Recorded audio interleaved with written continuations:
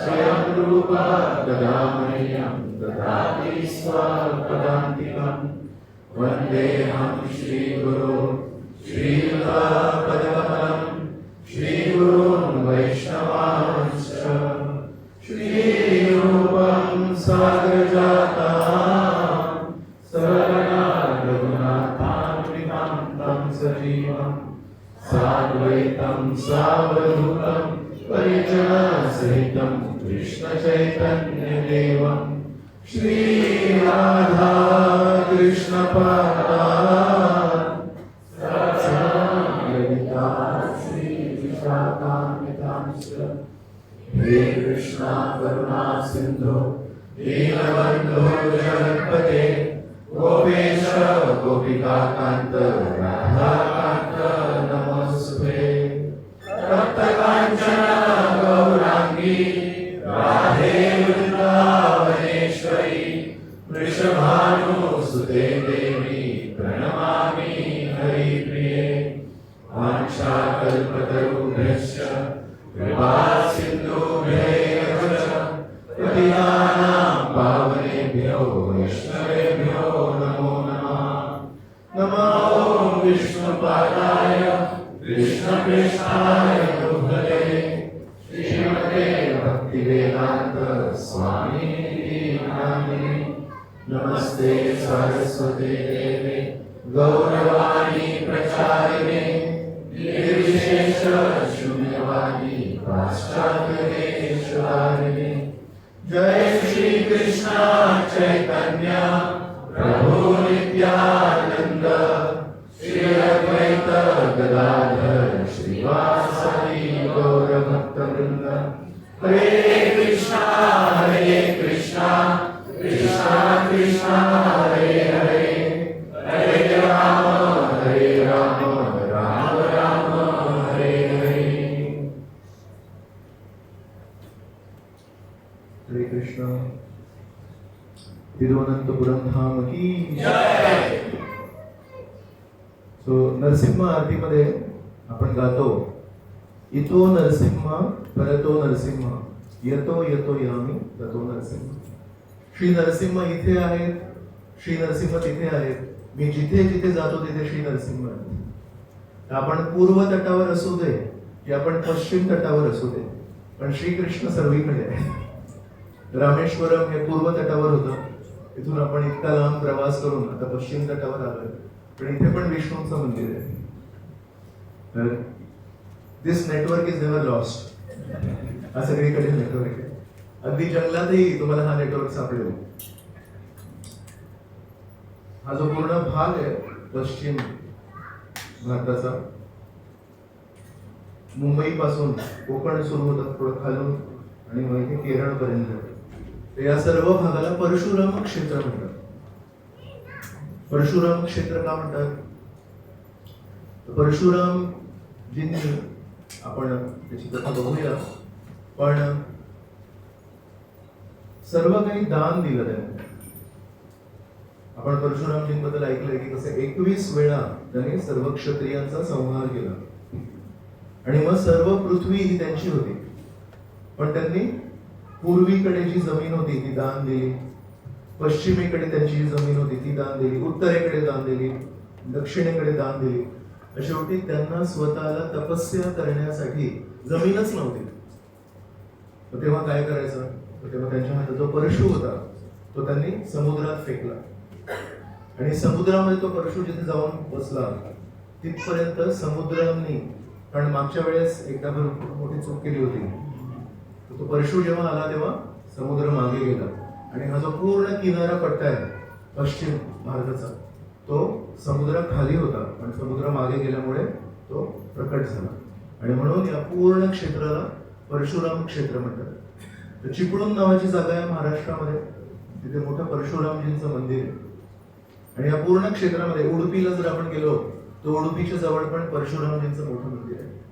तसं या पूर्ण प्रदेशांमध्ये तुम्हाला नेहमी परशुरामजींचं मंदिर मिळेल, का तर हे त्यांचं क्षेत्र आहे। परशुरामजींबद्दल श्रील शुकदेव गोस्वामी श्रीमद भागवतामध्ये चर्चा करतात, म्हणतात की एक होते जमदग्नी ऋषी आणि त्यांच्या पत्नी होती रेणुका देवी. तर जमदग्नी ऋषी आहे,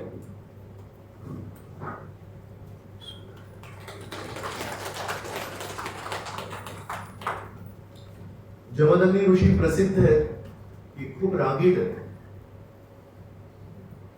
लहानपणी मला आठवतंय जेव्हा कुठला कोणी मुलगा जर खूप रागीट असेल तर त्याला म्हणायचं तू काय जमदग्नी आहेस की काय.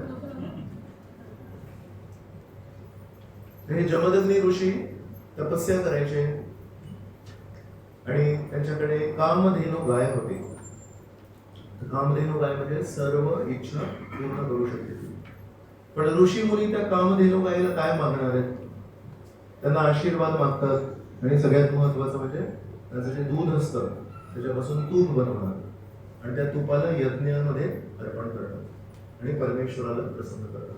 तर यज्ञामध्ये जो अग्नी असतो तो परमेश्वराचं प्रतीक आहे. तर अग्नीमध्ये जेव्हा आपण तूप टाकतो म्हणजे आपण परमेश्वराच्या मुखामध्ये आपण तूप टाकतो. तर एवढंच फक्त ते मागायचे त्या कामधेनू गायीला.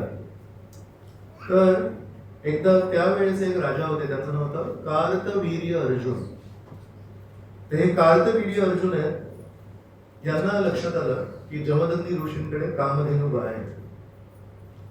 तर सरळ तिथे गेले आणि त्यांनी त्या गायीला धरलं आणि खेचत घेऊन गेलं. तर जमदग्नी ऋषी म्हणतायत की तुम्ही असं माझ्या गायीला घेऊन नका जाऊ का, तर माझं कर्तव्य पालन या गायीवर आधारित. ब्राह्मण तर यज्ञ करतो आणि त्या यज्ञासाठी तूप लागतं. तुपाचं माझा जो सोर्स आहे तो आहे ही गाय आणि तुम्ही गायीला घेऊन चालले, मी काय करणार. पण कार्तवीर्य अर्जुनला कोणाचं ऐकायचं नव्हतं. तर या कार्तवीर्य अर्जुनाची काय कहाणी आहे ते ऐकण्यासाठी अजून एक त्याच्याबद्दल एक गोष्ट आहे. नर्मदा नदी वाहते, तर नर्मदा नदीमध्ये महिष्मती पूर होता एक. त्या महिष्मती पूर तिथे हे कार्तवीर्य अर्जुन काही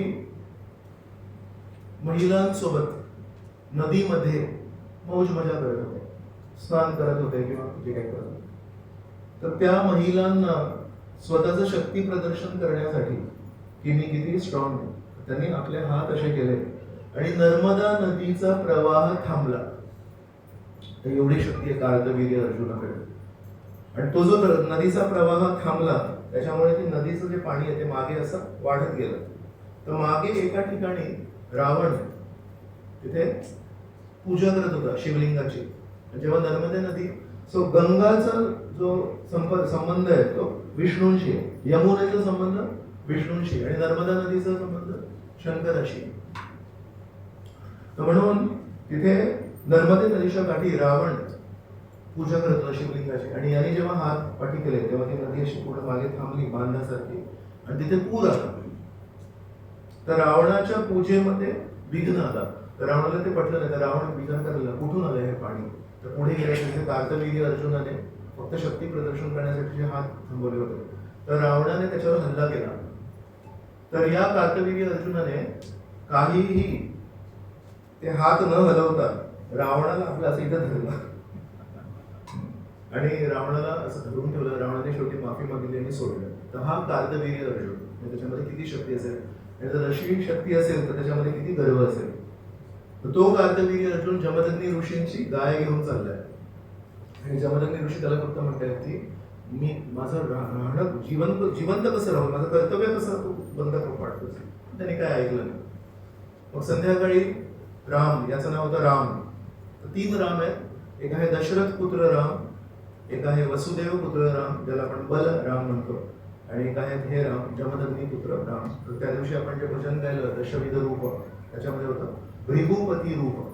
तर भृगु ऋषींच्या वंशामध्ये जमदग्नी ऋषी आणि म्हणून त्यांना म्हणतात भृगु वंशामध्ये ते भृगुपती परशुराम. तर जमदग्नी ऋषींनी बिचारे रडत होते. तर मग त्यांच्या मुलाने रामाने विचारलं की काय झालं. ते म्हणाले की कार्तवीर्य अर्जुन राजा आला आणि आपल्या गाईला घेऊन गेला. तर तुम्ही सांगितलं नाही का त्यांना. सांगितलं मी, पण त्यांनी काय ऐकलंच नाही आणि घेऊन गेला. तर मग राम म्हणाला की काय काळजी करू नका, मी बघतो म्हणून. आणि एकटा राम कार्तवीर्य अर्जुनाची राजधानी होती तिथे पोहोचला आणि कार्तवीर्य अर्जुनाने दुरूनच बघितलं. त्याला माहिती होतं काही ना काहीतरी होणार आहे, गाय आपण जबरदस्ती घेऊन आलो. तर एकटा राम फक्त येत होता आणि त्याच्या हातामध्ये होतं परशु. कारण हे जंगलात राहायचे, जंगलामध्ये लाकूड वगैरे तोडायला काय कुऱ्हाडसारखा परशु आहे, यज्ञासाठी लाकूड लागतं, वडिलांची सेवा करण्यासाठी परशु होता. तर एकटा राम तो परशु घेऊन येत होता असं राजधानीमध्ये, आणि कार्तवीर्य अर्जुनाने महलातून बघितलं. त्यांनी आपल्या सर्व सैनिकांना सांगितलं याला ठार मारावं. तर एका माणसाला मारण्यासाठी एका सैनिकाला पाठवलं असतं, एका व्यक्तीला मारण्यासाठी एका कुठल्या शिपायाला पाठवलं असतं. पण याला बेसिकली जेव्हा गर्व होतो तेव्हा आपण नियम पालन नाही करत. जेव्हा गर्व होतो तेव्हा आपल्याला वाटतं माझ्यासमोर कोण उभा राहील, आणि बेसिकली असं वाटतं की याला आता पायाखाली ठेचीन मी म्हणून. तर एका व्यक्तीला मारण्यासाठी यांनी पूर्ण सैन्य सोडलं, आणि ते पूर्ण सैन्य समोर आलं. म्हणतो मी इथे माझी गाय मागायला आलोय, माझी गाय, आमची गाय आहे ती, तुमची प्रॉपर्टी मागायला नाही आलो, आमची प्रॉपर्टी तुम्ही चोरली आहे ते मागायला मी आलो, तर माझ्यावरच हल्ला करताय तुम्ही. तर रामाने या संपूर्ण सैन्याला एकट्याने संपवलं. जेवढं सैन्य होतं ते सगळं तिथे फक्त परशुने त्यांनी मारून टाकलं.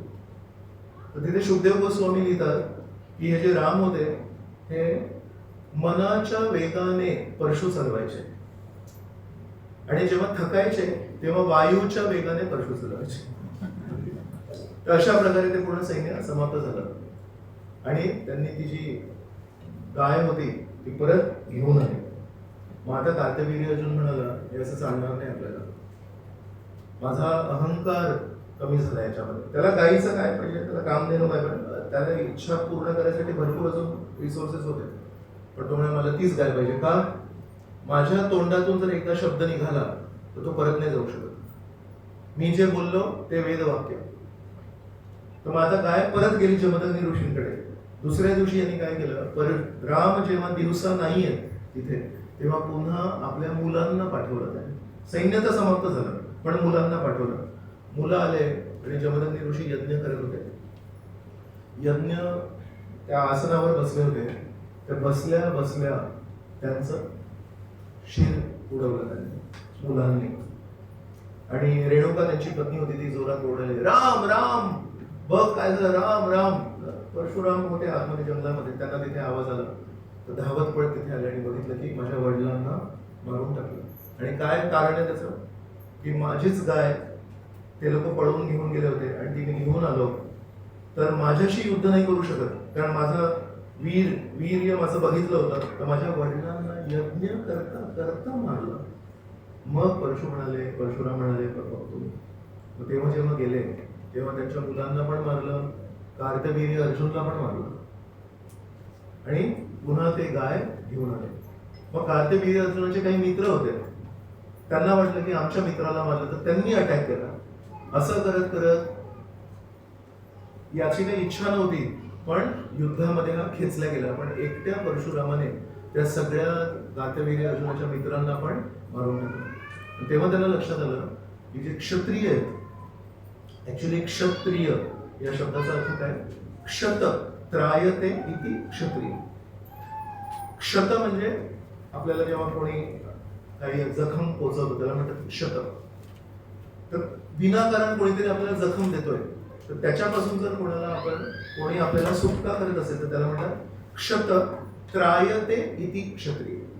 त्या क्षतापासून मला जो मुक्त करेल त्याला म्हणतात क्षत्रिय.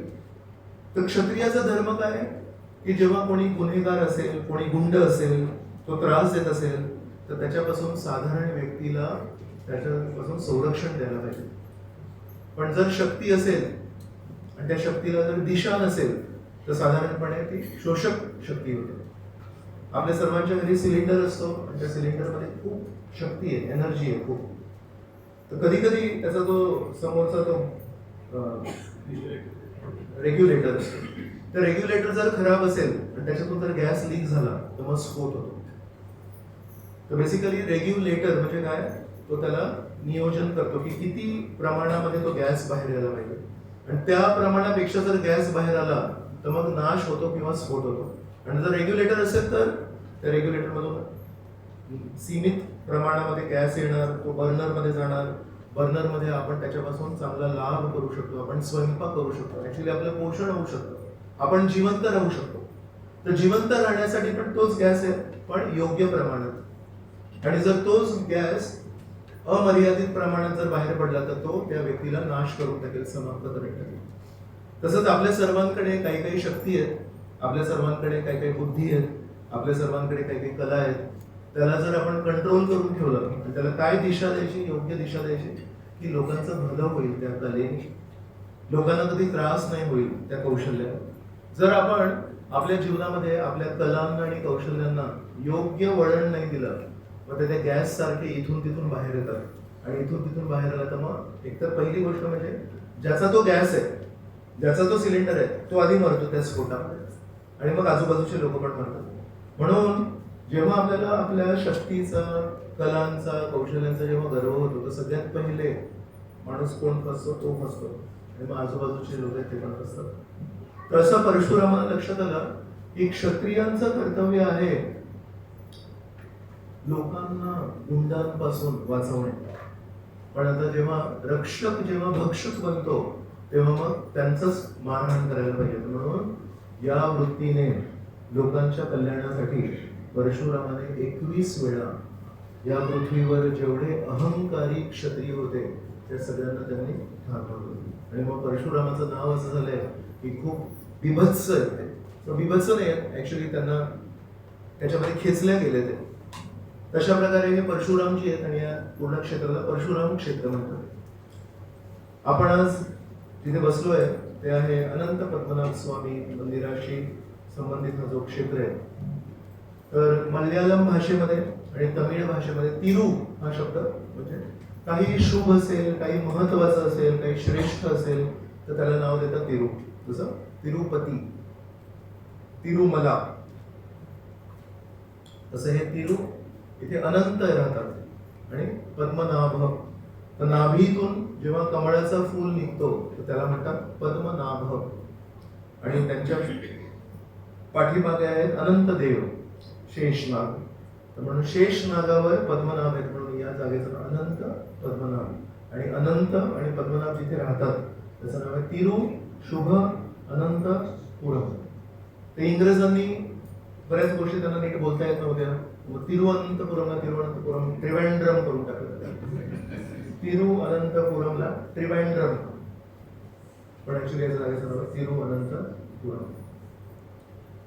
तर भागवतामध्ये 10व्या स्कंदामध्ये बलरामजी जेव्हा कुरुक्षेत्राच्या युद्धामध्ये भाग नाही घेतले तेव्हा सर्व तीर्थस्थानांना भेट दिली बलरामजी. तर आपण सेतुबंध किंवा धनुषकोडीबद्दल पण चर्चा करत होतो की बलरामजी तिथे आले होते, तसंच बलरामजी इथे पण आले होते. तर या जागेचं नाव भागवतामध्ये दिले फाल्गुनी तीर्थ. तर फाल्गुनी तीर्थ का म्हणतात त्याला, त्याच्यावर आपण नंतर मंदिराबद्दल जेव्हा चर्चा करूया तेव्हा एक त्याचं कारण आहे, ते आपण त्याच्यावर चर्चा करूया. बलरामजी आहेत श्रीकृष्णांच्या सेवेच्या मूडमध्ये असतात नेहमी. त्यांना श्रीकृष्णांना मदत करायची. आपण वृंदावन लीलेमध्ये बघतो नेहमी श्रीकृष्णांना अनुसरून वागले. श्रीकृष्णांना जर हे युद्ध घडवून आणायचं होतं, धर्म संस्थापनार्थाय संभवामी युगे युगे, अशा इतक्या महत्वाच्या युद्धातून जो श्रीकृष्णांनी घडवून आणला, बलरामजींनी मदत करण्याची. 2 क्षत्रिय जे त्या कुरुक्षेत्राच्या युद्धामध्ये भाग नाही घेतले. एक आहे रुक्मिणीचा भाऊ रुक्मी आणि दुसरे श्रीकृष्णांचे भाऊ बलरामजी. रुक्मिणी का नाही भाग घेतला ते माहिती आहे, कारण श्रीकृष्णांनी अपमानित केलं रुक्मिणीला. रुक्मिणीचं जेव्हा अपहरण केलं तेव्हा रुक्मिणी आणि श्रीकृष्णाच्या रथावर हल्ला केला. तेव्हा श्रीकृष्णांनी मग त्याला योग्य उत्तर दिलं आणि त्याला संपवणारच होते रुक्मिणीला. रुक्मिणी बिचारी एकदम मायाळू आहे, अश्रू व्हायला लागले आणि ती बोलू नाही शकली श्रीकृष्णांना, पण रडू लागली.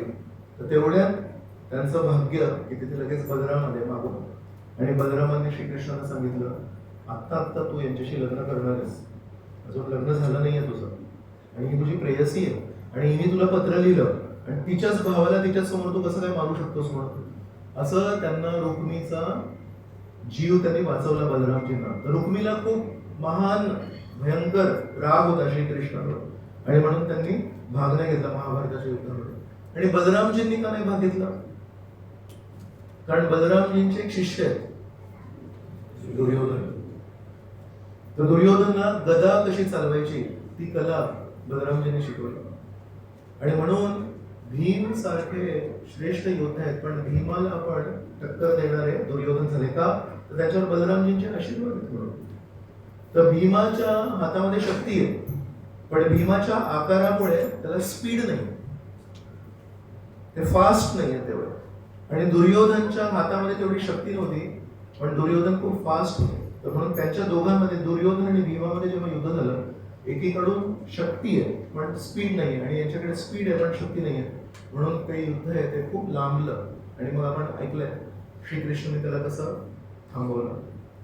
तर मग प्रश्न येतो की जर दुर्योधन स्पष्टपणे श्रीकृष्णांच्या विरुद्ध आहे, श्रीकृष्ण पांडवांकडून आहे आणि दुर्योधन हा पांडवांच्या विरुद्ध आहे, विरुद्ध म्हणजे फक्त विरुद्ध नाही आहे, तर त्यांच्यावर अनेक वेळा हल्ले करतो, त्यांना मारायचा प्रयत्न करतो. मग बलरामनी जर आयुष्यभर श्रीकृष्णांना अनुसरून जीवन जगलंय, मग यावेळेस त्यांना ते लक्षात नाही आलं, बलरामजींना हे लक्षात नाही आलं श्रीकृष्णांची एवढी कृपा आहे पांडवांवर, नेहमी पांडवांना मदत करतात, एक हाक जरी मारली तरी श्रीकृष्ण तिथे पोहोचतात, तर मग मी पण पांडवांच्या बाजूनी पाहिजे. मी दुर्योधनाला गदा का शिकवतोय, कारण ही कला तो कधी ना कधी एके दिवशी पांडवांच्या विरुद्ध वापरेल, आणि पांडवांच्या विरुद्ध वापरेल म्हणजे श्रीकृष्णांच्या विरुद्ध वापरेल. मग असं सगळं का झालं, त्याच्या मागे पण श्रीकृष्णांचं नियोजन आहे. श्रीकृष्णांना माहिती आहे की बलरामजी जर माझ्याकडून असले, नेहमीच असतात, पण या महाभारताच्या प्रसंगामध्ये पण जर माझ्याकडून लढले, तर बलरामजी जेव्हा युद्धामध्ये उतरतील ते युद्ध किती दिवस चालेल. एकदा श्रीकृष्णांचा मुलगा आहे सांब, तर त्यांनी दुर्योधनाची मुलगी होती लक्ष्मणा, त्या लक्ष्मणाचा स्वयंवर होता. त्या स्वयंवरामध्ये सांब पोहोचला, आणि इतर कोणी त्या स्वयंवरामध्ये भाग घेण्यापूर्वी सांबने लक्ष्मणाला धरलं आणि तिला पळवून नेलं. तर पळवून जेव्हा नेलं तेव्हा दुर्योधन म्हणाला असं आपण याला थांबवायला पाहिजे म्हणून. भीष्म, जयद्रथ, दुर्योधन, दुःशासन, कर्ण, अश्वत्थामा या सगळ्यांनी त्या एकट्या सांबवर आक्रमण केलं आणि सांबला धरलं आणि सांबला जेलमध्ये टाकलं. ही बातमी गेली द्वारकेपर्यंत. तर बलरामजी म्हणाले हा दुर्योधन आहे ना, हा माझा शिष्य आहे, याला गदा मीच शिकवली, तर तुम्ही त्याच्यावर आक्रमण करू नका. श्रीकृष्ण तर आक्रमण करायला तयार होते, माझ्या मुलाला जेलमध्ये टाकलं. तर श्रीकृष्णांना म्हणाले कृपया असं करू नका, मी थोडा मध्ये मध्यस्थी करतो, आपण यांना पण मध्यस्थी थोडंसं करूया असं. सो म्हणाले की तुम्ही मारहाण नका करायला पाहिजे, हे आपलेच नातेवाईक आहेत, तर आपण एक काम करूया, मी थोडं जाऊन बोलतो.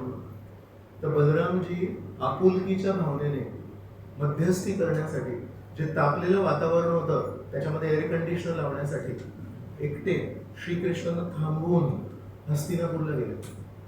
आणि हस्तिनापूरला त्यांनी सांगितलं बघा जे काही झालं ते झालं, पण सांब पण इतका छान मुलगा आहे, श्रीकृष्णांचा मुलगा आहे, आणि तुमच्या मुलीला एवढा चांगला वर मिळालाय, तर आपण त्यांना संमती द्यायला पाहिजे, चांगलं घराणं आहे, तर तुम्ही काय प्रॉब्लेम आहे, जे काही झालं ते झालं, पण आपण याच्या पुढे चला पुढे जाऊया आपण.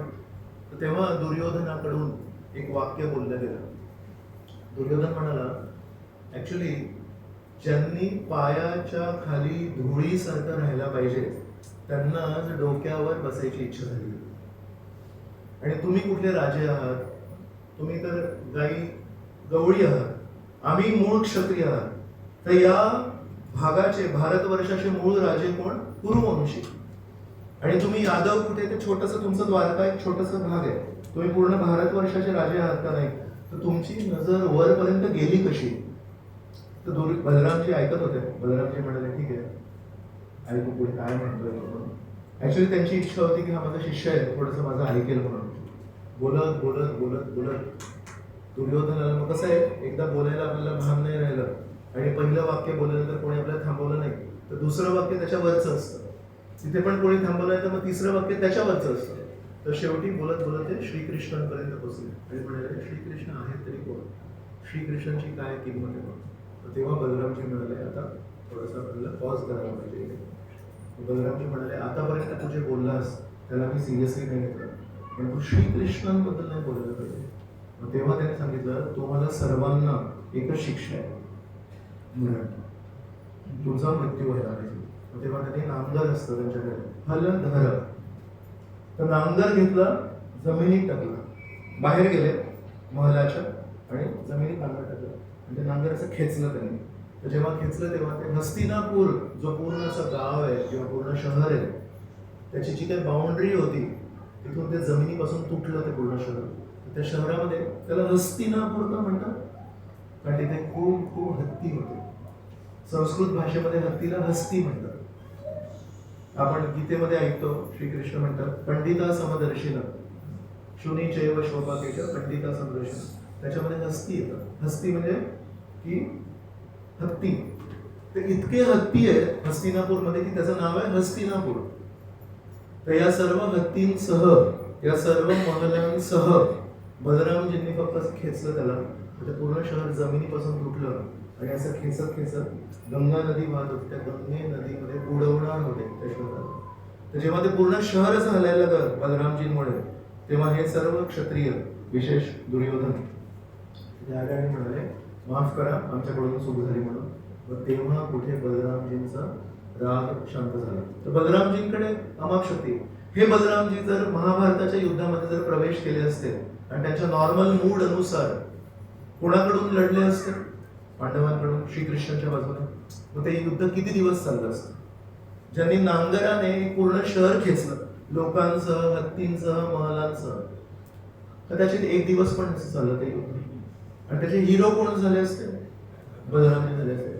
पण श्रीकृष्णांना मागचं जे युद्ध झालं रामायणाचं, रामायणामध्ये रामचंद्रांना सगळ्यात मोठा व्यक्ती कोण होता, रावण. ठीक आहे, हनुमानजींनी बाकी सगळ्यांना मारलं, रावणाला कोणी मारलं, रामचंद्रांनी मारलं. मग लोकांना काय वाटत होतं, शेवटी जो क्रूर व्यक्ती असतो, अधर्माचा जो प्रतीक असतो, त्याला आपण नाही मारू शकत, त्यासाठी परमेश्वर लागतं. आजही काही लोकांना असं वाटतं की जे काही चाललंय, वाईट चाललंय, तर म्हणतात, परमेश्वरा तू कधी येशील आणि हे कधी थांबवशील. तर ती जी वृत्ती आहे ती परमेश्वराला योग्य नाही वाटत. परमेश्वराला असं नाही वाटत की प्रत्येक गोष्टीमध्ये मीच पडायला पाहिजे. परमेश्वराला रामायणाच्या युद्धानंतर एक महत्वाचा संदेश द्यायचा होता, सगळ्यात क्रूर व्यक्तीला मारायला माझी गरज नाहीये. मागच्या वेळेस तसं घडून आलं, पण आता पुढच्या युद्धामध्ये मी दाखवीन, जो केवळ माझ्या हातातलं शस्त्र बनतो तो पण मारू शकतो, त्याच्यामुळे त्याच्याकडे शक्ती. म्हणून यावेळेस त्यांना महाभारताच्या युद्धामध्ये हिरो बलरामजींना नव्हतं बनवायचं. कारण बलरामजी हिरो बनले असते तर परत लोक म्हणाले असते, शेवटी कोणी मारलं, दुर्योधनाला कोणी मारलं, बलरामजी. भीष्माला कोणी मारलं, बलरामजी. परमेश्वरा तूच ये आणि तूच सगळं कर. तर आपण आपली जबाबदारी जेव्हा परमेश्वरावर झोपतो तेव्हा परमेश्वराला आवडत नाही. म्हणून परमेश्वरांनी ठरवलं, रामायणामध्ये जे झालं ते झालं, पण महाभारताच्या युद्धामध्ये एका जीवात्म्याला मी सशक्त करीन आणि अर्जुनाला माझ्या हातातलं शस्त्र बनवून सगळ्या लोकांना अर्जुन मारेल. आणि त्याच्यानंतर कोणी म्हणू नाही शकत की ऍक्च्युली क्रूर लोकांना मारण्यासाठी परमेश्वरच लागतात, कारण अर्जुन परमेश्वर नव्हते. ही इतकी मोठी शिकवण आणि इतकी महत्वाची शिकवण श्रीकृष्णांना द्यायची होती. म्हणून श्रीकृष्णांनी बलरामजींच्या मनामध्ये दुर्योधनासारख्या क्रूर व्यक्तीप्रती स्नेह पेरला. बलरामजींना नाही तर दुर्योधनाप्रती स्नेह होण्याची काही शक्यताच नाही. ते फक्त काय म्हणतात, श्रीकृष्णांना काय आवडेल, श्रीकृष्णांना काय बरं वाटेल. तर अशा या सिंपल निर्मळ मनाच्या बलरामजींच्या मनामध्ये दुर्योधनाप्रती स्नेह कसं काय निर्माण झालं, त्यासाठी फक्त एकच कारण आहे, ते आहे श्रीकृष्णांची इच्छा. आणि म्हणून कारण बलरामजींना श्रीकृष्णांच्या विरुद्ध जाऊ नाही शकत आणि दुर्योधनाप्रती स्नेह आहे, मग कोणाच्या बाजूने लढतील, कोणाच्याही बाजूने लढू नाही शकत. मग बलरामजी म्हणाले, तुम्ही तुमचं युद्ध करा, मला या युद्धामध्ये भागच नाही घ्यायचा आहे, मी चाललो तीर्थयात्रेला. आणि मग बलरामजी तीर्थयात्रा करतात. तर तीर्थयात्रा करता करता सेतुबंध धनुषकोडीला पोहोचले. त्यानंतर इथे अनंत पद्मनाभ स्वामी मंदिरात आले. तिथे धनुषकोडीला बलरामजींनी 10,000 गायी दान दिल्या असं शुकदेव गोस्वामी सांगतात. इथे अनंत पद्मनाभ स्वामी मंदिरात पण जेव्हा आले तेव्हा बलरामजींनी 10,000 गायी दान दिले. तर अशा प्रकारे बलरामजी आहेत. बलरामजींचं इथे येण्यामागे मोठं कारण आहे परशुराम क्षेत्र आहे, तर परशुरामजी पण ते पण खूप महत्वाचे व्यक्ती आहेत. आणि मग असं करत करत आपण इथे येतो.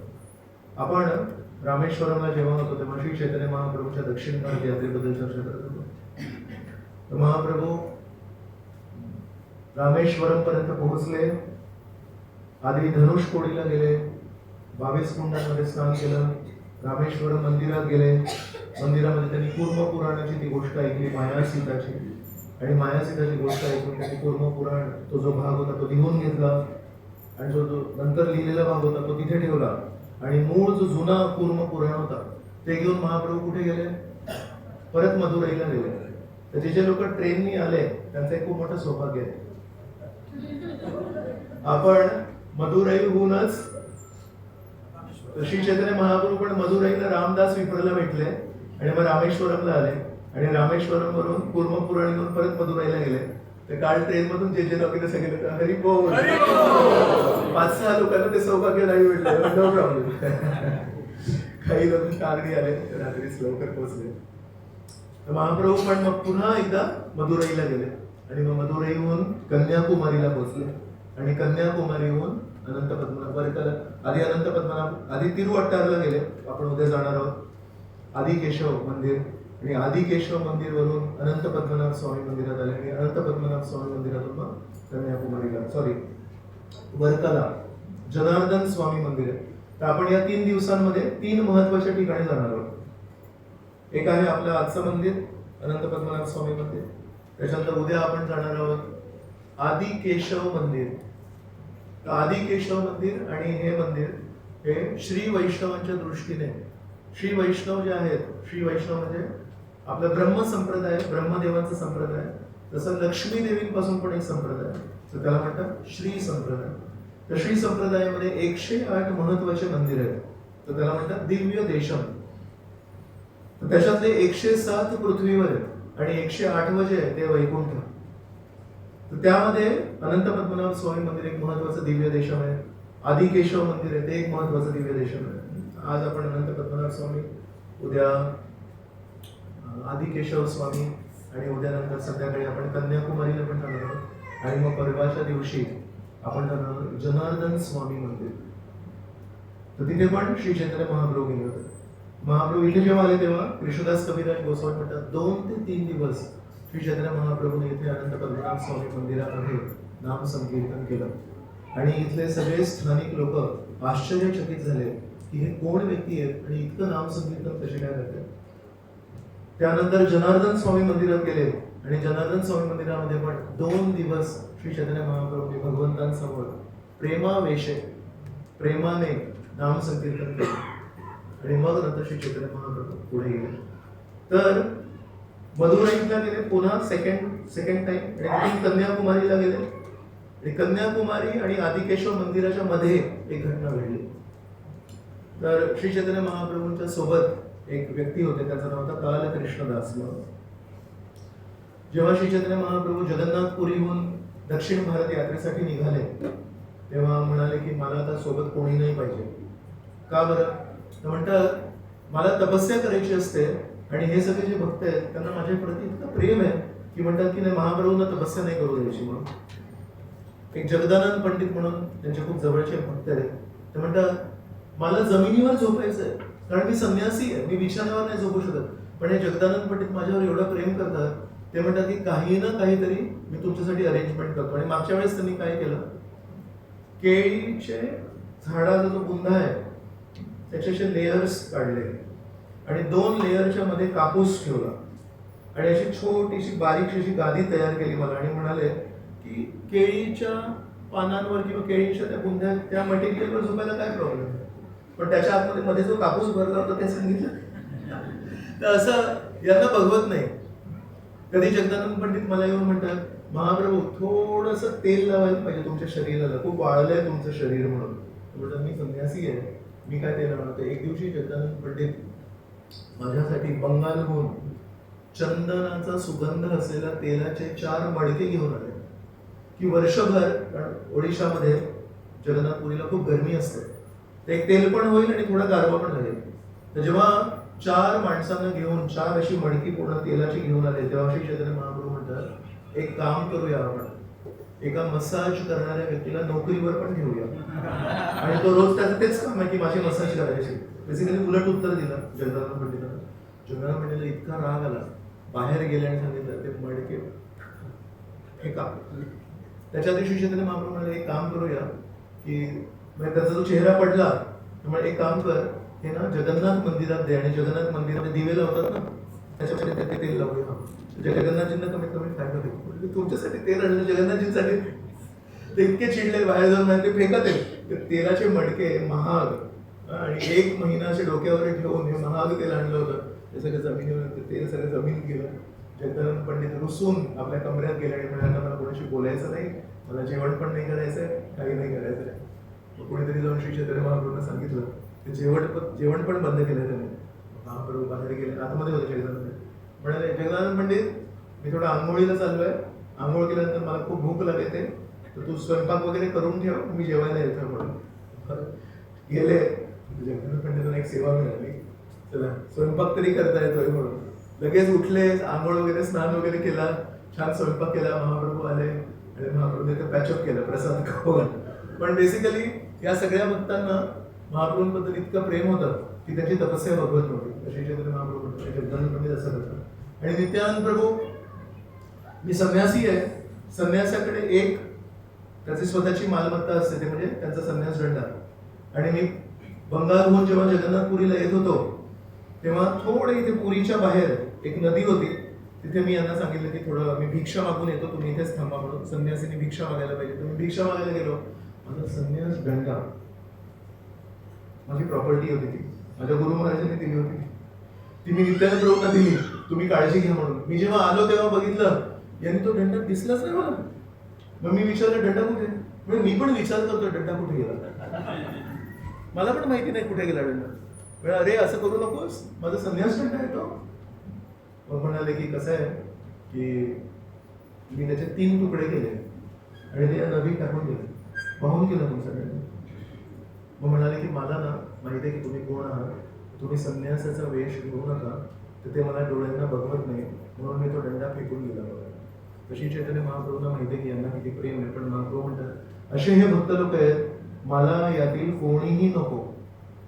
तर तेव्हा भक्तांनी कृष्णदास नावाचा एक ब्राह्मण होता, तो अल्प बोलायचा, जास्ती बोलत नव्हता. महाप्रभूंना सांगितलं हा बोलत नाही आणि सेवा करायला नेहमी उपलब्ध असतो, हा तुमच्यासाठी योग्य व्यक्ती आहे. राधानाथ महाराजांचे एक सेक्रेटरी होते, आता नाही येत ते मला बोलले होते एकदा. त्यांना म्हटलं महाराजांची तू सेवा करतो, तुला काय म्हणतं? महाराज म्हणतात you should always be available but invisible. समोर दिसायला नाही पाहिजे पण अवेलेबल पाहिजे. तर असं श्री चैतन्य महाप्रभू त्यांना एक अवेलेबल बट इनविजिबल एक सर्वंट दिलं त्यांना. म्हणाला हा बोलत नाही आणि हा काय करेल, तुमचे वस्त्र आहेत ते वस्त्र ठेवेल आणि तुम्ही फक्त हरिनाम करण्यासाठी मोकळे व्हाल. अशा प्रकारे त्यांची सेवा होण्यासाठी त्यांच्या स्वभावानुसार एक व्यक्ती त्यांना दिला. आणि तो व्यक्ती काय करायचा, मागेच असायचा, तो सोबत नव्हता कधी. आणि त्या काल कृष्णदासला घेऊन श्री चैतन्य महाप्रभू दक्षिण भारत यात्रा करतात आणि कन्याकुमारीला पोहोचले. कन्याकुमारीचं दर्शन घेतलं आणि कन्याकुमारीच्या जवळ भट्टाखारी म्हणून एक जमात होती. हे लोक काय करायचे, भटकी जमात होती, एका ठिकाणी राहत नव्हती, पण थोडे कुटील वृत्तीचे होते लोक. हे काय करायचे, त्यांच्या ज्या महिला होत्या त्या महिलांचा वापर करायचे आणि यात्रेकरूंना लोभ द्यायचे आणि लोभ करून मग त्यांना धरायचे आणि मारहाण करतील किंवा त्यांच्याकडून काहीतरी चोरी करतील. आणि जर अशा कोणी महिला असल्या तर त्या महिलांना पण आपल्यामध्ये घ्यायचे. तर बेसिकली काय करायचं, लोभ द्यायचं, प्रलोभन द्यायचं आणि माणसांना लुटायचं आणि कधी मारून टाकायचं. तर श्री चैतन्य महाप्रभूंसोबत त्यांचे स्वतःचे नित्य सेवक आहेत कालकृष्णदास. पण कालकृष्णदास कधीतरी थोडेसे एकटे असतील किंवा थोडंसं त्यांना वाटलं असेल की आपण थोडंसं इथे फिरून येऊया. आपण ऐकत होतो भरत महाराज आहेत, रामचंद्रांना सोडून गेले आणि ते जे सोडून गेले त्याच्यामुळे त्यांना एवढी मोठी शिक्षा मिळाली. तसं कालकृष्णदास आहेत, महाप्रभूंना सोडून थोडंसं गेले तर त्यांना प्रलोभन दिलं. तर ते भट्टाधारी जिथे राहत होते तिथे पोहोचले श्री चैतन्य महाप्रभूंना लक्षात आलं की हे कुठे दिसत नाही म्हणजे कालकृष्णदास, आणि त्यांना लक्षात आलं की तिथेच गेले असतील. महाप्रभू तिथे पोहोचले आणि म्हणाले, मी एक संन्यासी आहे आणि माझा हा सेवक आहे, तुम्ही माझ्या सेवकाला का नेलंय, हे किती चुकीचं आहे. म्हणून त्या भट्टाधारींनी काय केलं असेल, एका संन्यासीवर सगळ्या लोकांनी शस्त्र आणले आणि हे सगळे जे भट्टाधारी जमात होती त्यांनी श्री चैतन्य महाप्रभूंवर आक्रमण केलं. महाप्रभूंवर आक्रमण जेव्हा केलं तेव्हा काय केलं असेल महाप्रभूंनी, महाप्रभूंनी त्याचा काहीच प्रतिकार नाही केला. पण एक गोष्ट झाली, त्यांच्या हातातून ते सगळे शस्त्र आहेत ते निसटले आणि त्या शस्त्रांनी त्यांनाच मारलं. जेव्हा हे बघितलं तेव्हा जे मागे काही लोक होते त्यांनी बघितलं, अरे हे शस्त्र हातातून उचलून त्यांनाच मारतायत. बाकीचे लोक सगळे पळवून गेले. तेव्हा श्री चैतन्य महाप्रभूंनी कालकृष्णदासची जी मागची शिखा असते, शेंडी, त्या शेंडीला धरलं आणि त्याला परत वापस घेऊन आले. तर खूप मोठी ही एक गोष्ट आहे की आपल्याला कधी वाटतं की आपण कोणाच्या जर जवळ असलो, आपण फिजिकली जवळ आहोत कोणाच्या जवळ आपण बसतोय किंवा कोणाच्या जवळ आपण झोपतोय, आपल्याला असं वाटतं की केवळ त्या जवळीकपणामुळे आपण शुद्ध आहोत. तर कालकृष्णदासचा वापर श्री चैतन्य महाप्रभू आपल्या सर्वांना ही खूप मोठी शिकवण देण्यासाठी देत आहे की फक्त शेजारी बसून आपल्याला प्रोटेक्शन नाही मिळत, पण त्या व्यक्तीचा जो मूड आहे, त्या व्यक्तीचं जी शिकवणी आहे ते जेव्हा आपण स्वीकारतो तेव्हा प्रोटेक्शन मिळतं. कोणाला श्रीकृष्णांकडून सुरक्षितता पाहिजे असेल तर फक्त श्रीकृष्णांचा फोटो ठेवून किंवा श्रीकृष्णांची मूर्ती जर जवळ ठेवली तर त्याच्याने सुरक्षितता नाही येणार. पण श्रीकृष्णांच्या शिकवणी जर आपण स्वीकारल्या तर आपल्याला सुरक्षितता येईल. एकदा श्रील प्रभुपाद प्रवास करताना ट्रेनमध्ये प्रवास करत होते आणि भक्त आले आणि म्हणाले, प्रभुपाद मला तुमचे आशीर्वाद पाहिजेत म्हणून. मग तेव्हा प्रभुपाद म्हणाले, मी तुला ज्याला शिकवणी देतो तेच माझे आशीर्वाद आहेत. माय टीचिंग्स आर माय ब्लेसिंग्स. आपल्याला ब्लेसिंग्स, आशीर्वाद म्हणजे असं काहीतरी वेगळं वाटतं. आकाशात असं काहीतरी प्रकाश येईल आणि असं मला एकदम उज्ज्वल करेल, त्याला आशीर्वाद नाही मिळत, त्याला जादू म्हणतात.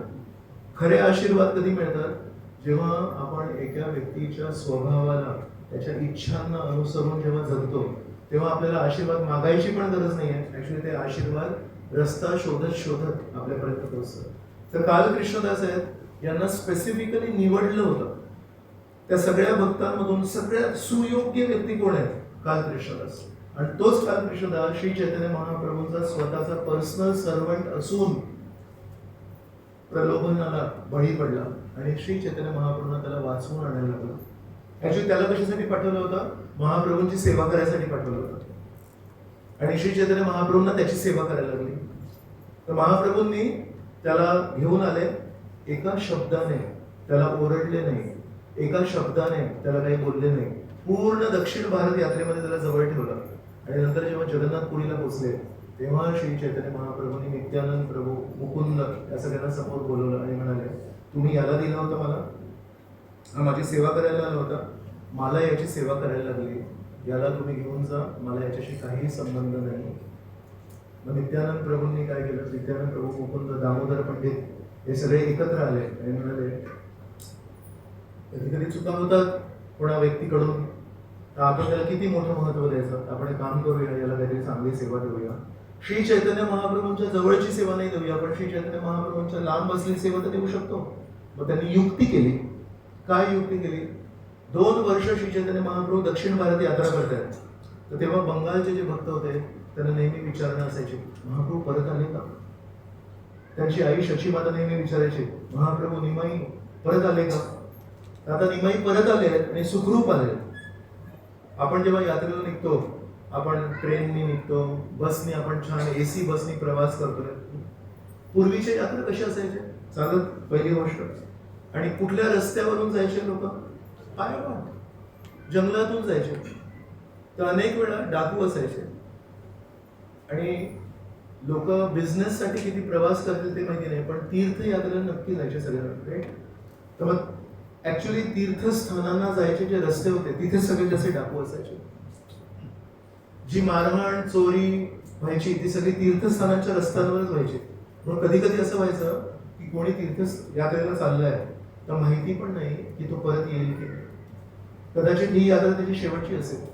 तर विचार करा, त्या तशा काळामध्ये लोकांनी तीर्थयात्रा केली आहे आणि आज आपण पूर्ण सुरक्षित असून पूर्ण एक ग्रुप असतो, सोबत असतो, प्रकाश आहे, रस्ते ठरलेले आहेत, पोलीस असतात, या सगळ्या याच्यामध्ये आपण तीर्थयात्रा करतोय, किती मोठी गोष्ट आहे. तर तेव्हा सगळे विचार करतायत की श्री चैतन्य महाप्रभू एकटे एका सेवकाला घेऊन तीर्थयात्रेला गेले आणि जर कोणी डाकूंनी त्यांना आक्रमण केलं तर. माधवेंद्र पुरी जेव्हा चंदन मिळवण्यासाठी वृंदावनहून दक्षिण भारतापर्यंत आले तर अनेक अनेक वेळा असं व्हायचं की छोटे छोटे राज्य असायचे, ते एका राज्याचा एक राजा आहे आणि 20 किलोमीटर नंतर दुसरं राज्य आहे. असं नाही ना, एकच पूर्ण देश नाही येतो तेव्हा. मग काय असायचं, प्रत्येकाचे वेगवेगळे नियम असायचे. तर मग या राज्यातून त्या राज्यात जाण्यासाठी तिथे रस्त्यावर काही लोक असायचे, ते म्हणायचे एवढे पैसे दे, तेवढे पैसे दे, असं पाहिजे तसं पाहिजे. तर जेव्हा एक संन्यासी परमेश्वराची सेवा करण्यासाठी, चंदन आणण्यासाठी जेव्हा प्रवास करतायत, ऍक्च्युली जीवाची जोखीम आहे त्याच्यामध्ये. आपल्याला आज वाटतं की ठीक आहे, माधवेंद्रपुरी उत्तर भारतातून दक्षिण भारतापर्यंत गेले चंदन आणायला. ते चंदन आणायला गेले तो फक्त बहाणा आहे, पण किती वेळा त्यांच्या प्राणांवर पण प्रश्न आला असेल. आणि संन्यासाकडे पैसे नाही, संन्यासाकडे काही हत्यार नाही, संन्यासाकडे कोणी माणसं नाही. म्हणून जेव्हा माधवेंद्रपुरी एकटे गेले चंदन आणायला भगवंतांसाठी, किती मोठी गोष्ट आहे. आज आपल्याला त्या संस्कृती जी चेंज झाली आहे त्याच्यामुळे आपल्याला कळत नाही की त्यामध्ये काय मोठी गोष्ट आहे. असे किती लोक व्यवसायासाठी जातात पण त्यांच्याकडे पैसे असतात, कोणातरी पैसे देऊ शकतात आणि म्हणतात जीव सोड माझा, कमीत कमी हे पैसे घे. तर विचार करा, एक कालकृष्णदास आहे, यांच्यासोबत श्री चैतन्य महाप्रभू दक्षिण भारताला गेले आणि बंगालचे भक्त विचार करतात की काय झालं, निमाई सुखरूप आला की नाही आला. तर जेव्हा कालकृष्णदास परत आले आणि श्री चैतन्य महाप्रभू म्हणतात मला याचा चेहरा पण नाही बघायचा आहे, हा प्रलोभनाला बळी पडला माझ्यासोबत असून. मग तेव्हा नित्यानंद प्रभू म्हणाले आपण त्याला ती छान सेवा देऊया की बंगालच्या आतुर भक्तांना निमाई परतले ही गोड खबर देण्यासाठी यालाच पाठवले. मग कालकृष्ण असं सांगितलं तू आता बंगालला जा, आणि त्यांच्यासोबत भरपूर जगन्नाथजींचा महाप्रसाद दिला आणि सांगितलं की तू जा. तर सगळ्यात आधी निमाई गेले श्रीवास पंडितांच्या घरी आणि म्हणाले की श्री चैतन्य महाप्रभू परत आले. ते त्यांना शचीमताकडे घेऊन गेले. विचार करा, महाप्रभूंच्या आईला ही खबर देणे की 2 वर्ष एकटे गेलेले महाप्रभू परत आले, सुखरूप आले आणि आता पुरीला आले, किती आनंदाची खबर आहे. तर त्यांच्या आईला ती गोड खबर देण्यासाठी कोणाला सेवा दिली? कालकृष्णदासला. एकदा भक्तिसिद्धांत सरस्वतींच्या जीवनात एक गोष्ट आहे. भक्तिसिद्धांत सरस्वतींचे मंदिरात एक ब्रह्मचारी होते, त्यांच्याकडून 4 नियम पालन होत नव्हते. तर तिकडले जे टेम्पल प्रेसिडेंट होते त्यांनी त्यांना बाहेर काढलं. म्हणाले तू 4 नियम पालन नाही करू शकत तर तू मंदिरात नाही राहू शकत. सॉरी, ते भक्तिसिद्धांत सरस्वतींकडे घेऊन आले त्यांना. काय करायचं गुरु महाराज, हा नियम नाही पालन करत. भक्तिसिद्धांत सरस्वती म्हणाले तू जर 4 नियम पालन नाही करू शकत, तू चालता हो, तुला मंदिरात जागा नाही म्हणून तो बाहेर गेला. मग 5 मिनिटांनी ते टेम्पल प्रेसिडेंट परत आले. तेव्हा त्यांना रूम मध्ये बोलवलं आणि म्हणाले तो कुठे गेला? म्हणाले माहित नाही, मी तर त्याला बाहेर हाकललं. म्हणाले शोधून काढतो कुठे गेला आणि त्याला तू काहीतरी सेवा दे. म्हणाले गुरु महाराज 5 मिनिटापूर्वी तुम्ही म्हणाले की मला त्याचा चेहरा नाही बघायचा आहे आणि 4 नियम पालन नाही करत त्याला बाहेर काढा म्हणून, तुम्ही म्हणते की त्याला सेवा द्या. कसं आहे, मी गुरु आहे, मी जर म्हटलं की नाही चालतं म्हणून तर मग त्याचा परिणाम काय होईल आपल्याला माहिती नाही. मग प्रत्येक जण म्हणेल की गुरु महाराजांनी म्हटले की चालतं, मग सगळेजण नियम पालन नाही करणार. तर म्हणून सगळ्यांसमोर मी कठोर भूमिका घेतली आणि मी म्हटलं की अजिबात चालणार नाही, पण त्याला तू चान्स द्यायला पाहिजेस. आणि तेव्हा भक्तिसिद्धांत सरस्वतींनी ही पूर्ण गोष्ट सांगितली की कालकृष्णदासला श्री चैतन्य महाप्रभूंनी रिजेक्ट केलं, पण नित्यानंद प्रभूंनी परत त्याला सेवेत लावलं. आणि त्याला एक खूप महत्वाची अशी त्याला भांडे घासायला नाही लावलं, त्याला शची माताला श्री चैतन्य महाप्रभूंच्या परतीची खबर देण्यासाठी लावलं. तशाच प्रकारे मी तुला सांगतोय त्याला कुठेतरी सेवा दे आणि कोणाला सांगू नको मी तुला हे सगळं. तर ही गोष्ट त्या टेम्पल प्रेसिडेंटनी नंतर सांगितली. तर म्हणून चुका सगळ्यांकडून होतात आणि आपल्याकडून जर चुका नाही झाल्या तर त्याचा अर्थ असा नाही की आपण पवित्र आहोत.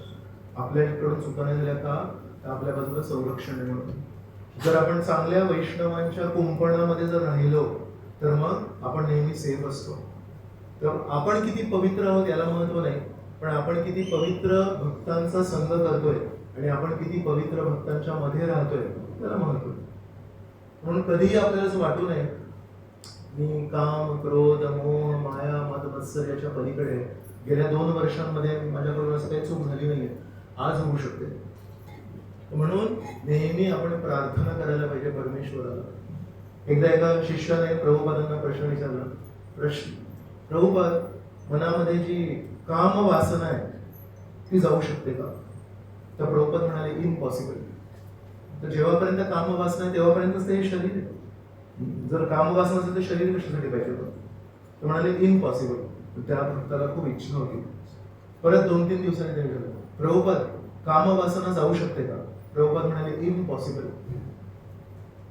त्याचा चेहरा पडला. परत काही दिवसांनी, 3 दिवसांनी त्याने परत प्रभुपादांना विचारलं. प्रभुपादांना लक्षात आलं हा सिरियस आहे, याला 2 वेळा मी सांगितलं इम्पॉसिबल आहे, तरी हा परत येऊन विचारतोय.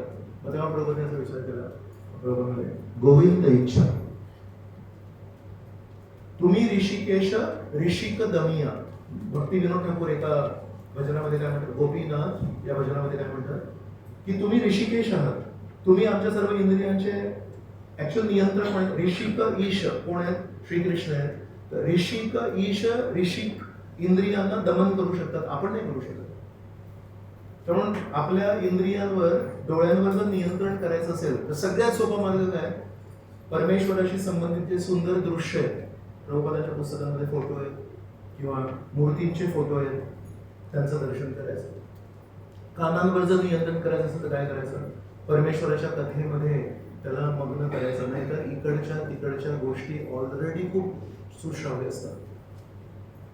आयुष्यभर आपण तेच केलं, यांनी काय केलं, त्यांनी काय केलं, यांनी असं का केलं, त्यांनी असं का केलं. त्याच्यातून जर बाहेर पडायचं असेल तर फक्त एकच मार्ग आहे, तुम्ही ऋषिकेश ऋषिक दमिया, तुम्ही मला मदत करा.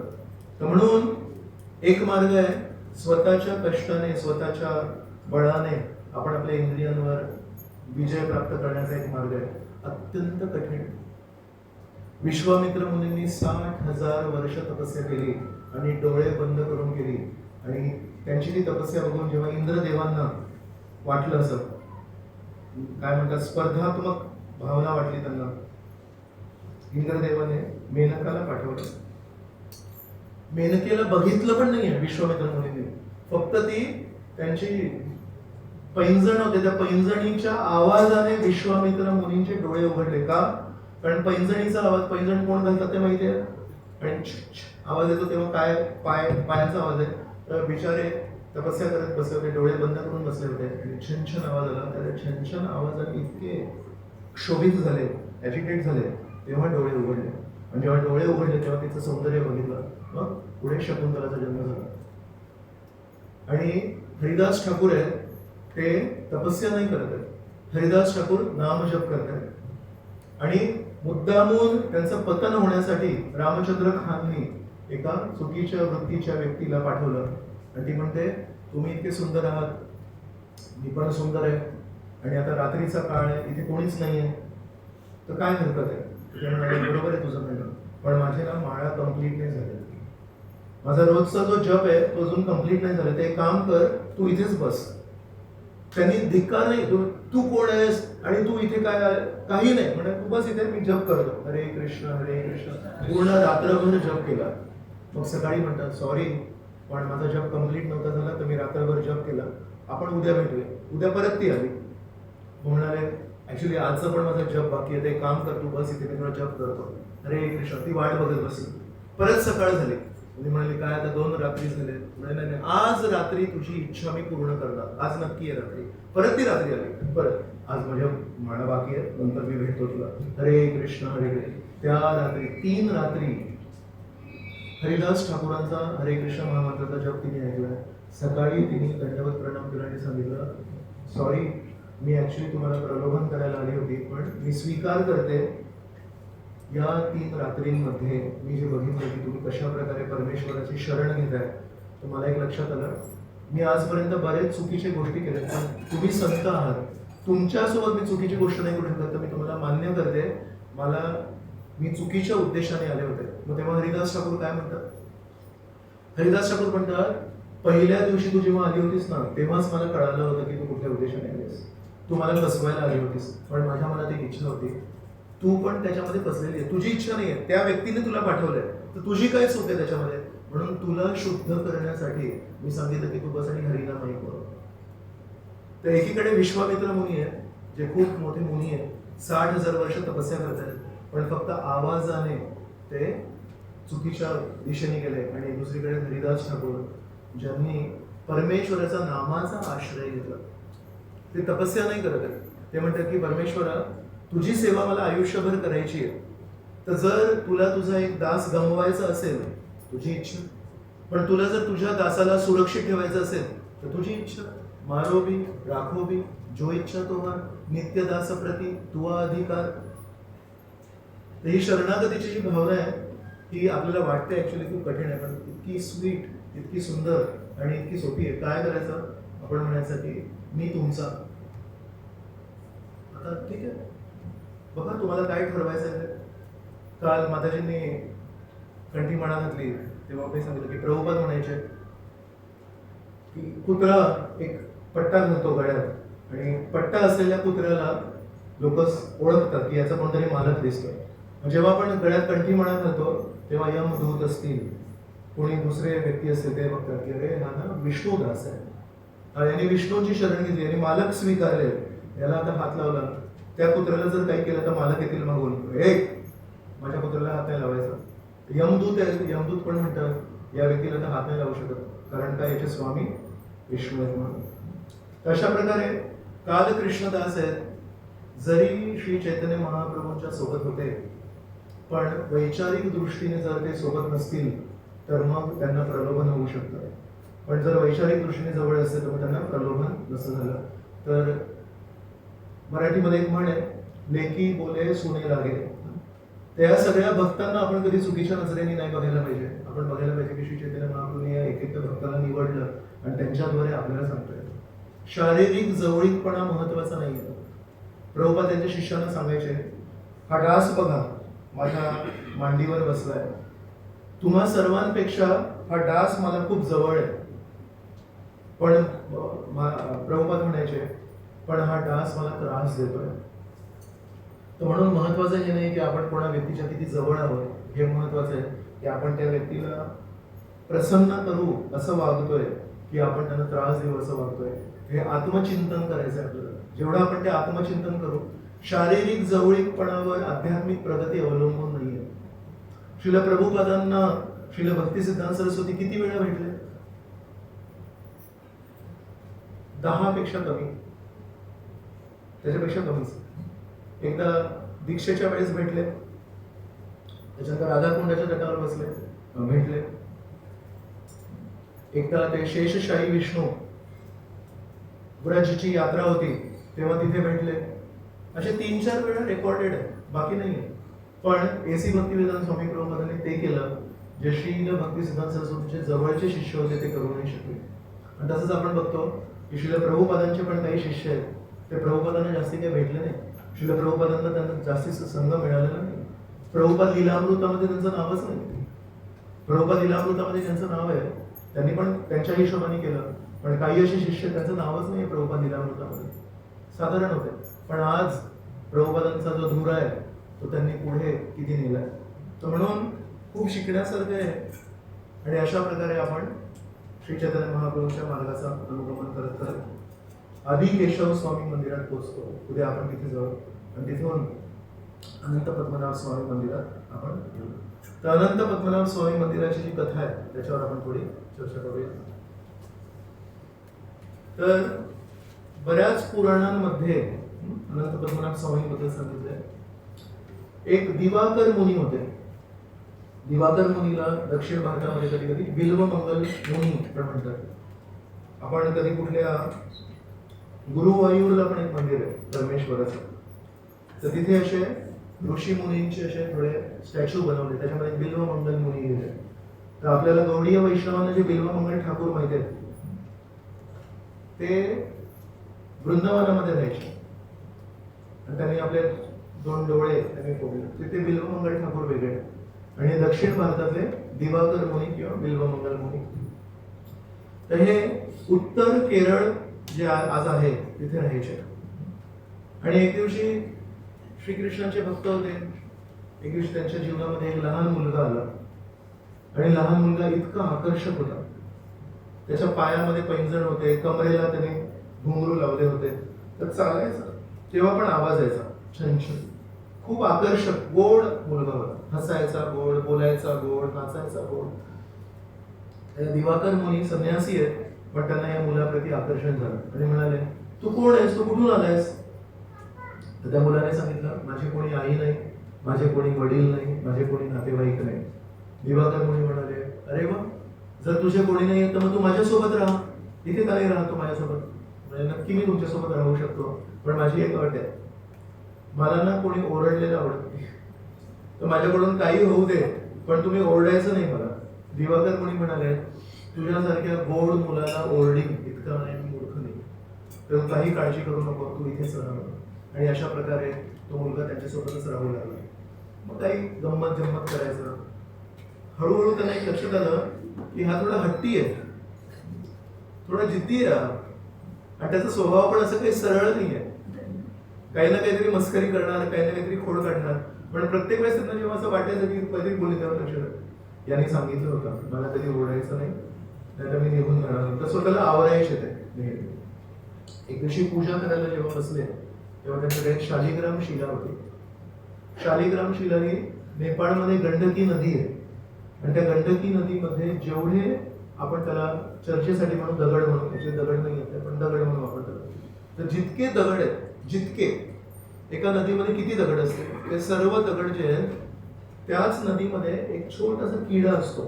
तो दुसऱ्या कुठल्याच नदीमध्ये मिळत नाही, आणि तो जो किडा आहे तो त्या नदीतल्या दगडांवर कोरीव काम करतो. थोडं खातो त्याला दगडाला, आणि त्या दगडाला जर तुम्ही बघितलं तर त्याच्यावर सुदर्शन चक्र असतं. एक छान आकाराचं, बरोबर गोलाकाराचा आडवं उभं नसतं, बरोबर सुंदर असं गोल, आणि त्याच्यावर आरे असतील, आणि खूप सुंदर असं सुदर्शन चक्र असतं.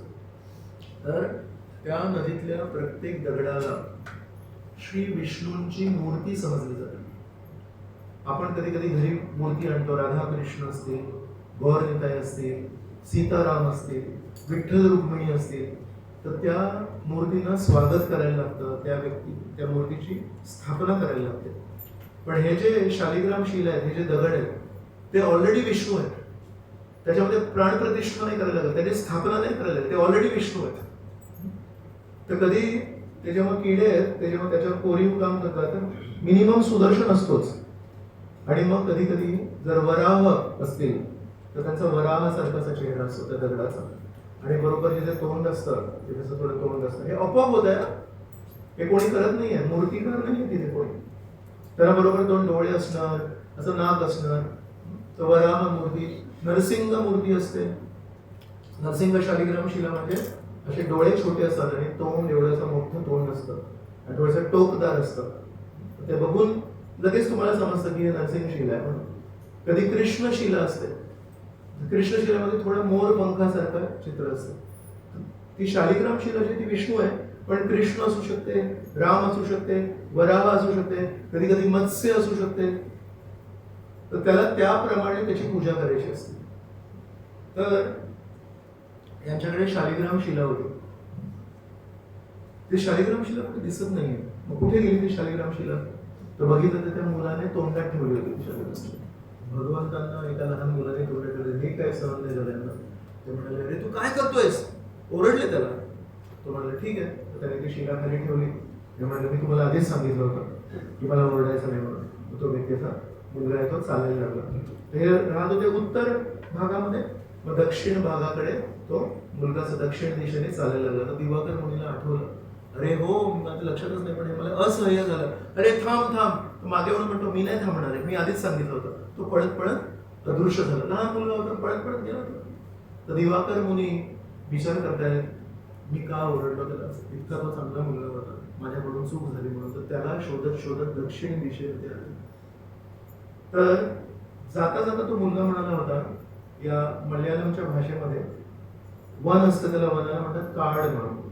तो म्हणतो, मला जर तुला शोधायचं असेल अनंत काळ मध्ये शोध म्हणून. आणि म्हणतात अनंत काळ कुठे? अनंत काळच माहिती नाही आहे. दक्षिण दिशेने शोधत शोधत सूर्याला विचारलं, अनंत काळ माहितीये का, अनंत काळ माहितीये का? तर कोणालाच नाही माहिती अनंत काळ. मग हे आदिवासी महिला दिसली त्यांना, आणि ती आदिवासी महिला आपल्या स्वतःच्या मुलाला, त्याने काहीतरी बदमाशी केली असेल, तर ती आपल्या मुलाला सांगत होती, जर तू अजून बदमाशी केलीस तर मी तुला अनंत काळमध्ये सोडेन. तर दिवाकर मुनीने आहे अनंत काळ म्हणजे हिला माहिती आहे. मग त्या आदिवासी बाईला त्यांनी विचारलं की हे अनंत काळ काय? ते म्हणजे इथून दक्षिण दिशेला जो वन आहे त्याला म्हणतात अनंत काळ. म्हणजे अच्छा, मला जायचंय तिकडे. संध्याकाळची वेळ होती, मला जायचंय तिकडे. म्हणजे संध्याकाळच्या वेळेस त्या वनामध्ये जाऊ नकोस तू. ते म्हणाले नाही, मला त्या मुलाविना राहवत नाहीये किंवा मला जायचंय म्हणून. मग काही तुझ्याकडे प्रकाशासाठी काही आहे का? तर मी आदिवासी, माझ्याकडे काही नाही, मेणबत्ती वगैरे नाही. तिने एक काय म्हणतात त्याला, वात, तिच्याकडे दीप पण नाहीये, एक वात आहे फक्त. त्या एक वात होती तिच्याकडे, ती वात त्याने दिली दिवाकर मुनीला. दिवाकर मुनीने ती वात पेटवली आणि त्या एका वातीला घेऊन, पण एवढी ओढ आहे त्याला, अनंत काळ मी इतक्या वर्षापासून शोधतोय, आणि ते हिने सांगितलं की इथे आहे. आता एका क्षणाचा पण विलंब नाही. आतुरता म्हणतो ना, आतुरता कशी असते, एका क्षणाचा विलंब नाही. अर्ध्या रात्री त्या वनामध्ये ती म्हणते नका जाऊ, पण ते एका वातीला किती वेळ टिकते, 5 मिनिटं 10 मिनिटं, पण त्या वातीला घेऊन का होईना मी सकाळपर्यंत थांबू नाही शकत. तर त्या आतुरतेने गेले, आणि अचानक त्या वनामध्ये एक उलूप वृक्ष होता. ते उलूप वृक्ष पडलं, खूप मोठंसं उलूप वृक्ष होतं, ते खाली पडलं. तर संस्कृत भाषेमध्ये उलूप वृक्ष आहे, महुआ. महुआ ऐकलं, हिंदीमध्ये महुआ म्हणतात. तर त्याचं जे फूल असतं ते कधी खाल्लंय, खूप गोड असतं, मिठार आहे ना, तर गोड गोड लागतं ते. तर ते महुआचं जे झाड आहे त्याला पवित्र म्हणतात. तर ते महुआचं झाड होतं, त्याचं तर खूप मोठं झाड होतं, ते खाली पडलं आणि अचानक प्रकाशित झालं. त्याचा जसं काही लाईट पेटतो तेव्हा कसं प्रकाशित, तसं प्रकाशित झालं. आणि याला त्याचं दिसलंच नाही, त्या खाली पडले दिवाकर मुनी त्या प्रकाशामुळे. आणि जेव्हा उभे झाले तेव्हा त्यांनी बघितलं त्या महुआच्या झाडाच्या ठिकाणी एक खूप लांब अशी एक मूर्ती दिसली त्यांना, खूप मोठी आणि खूप लांब.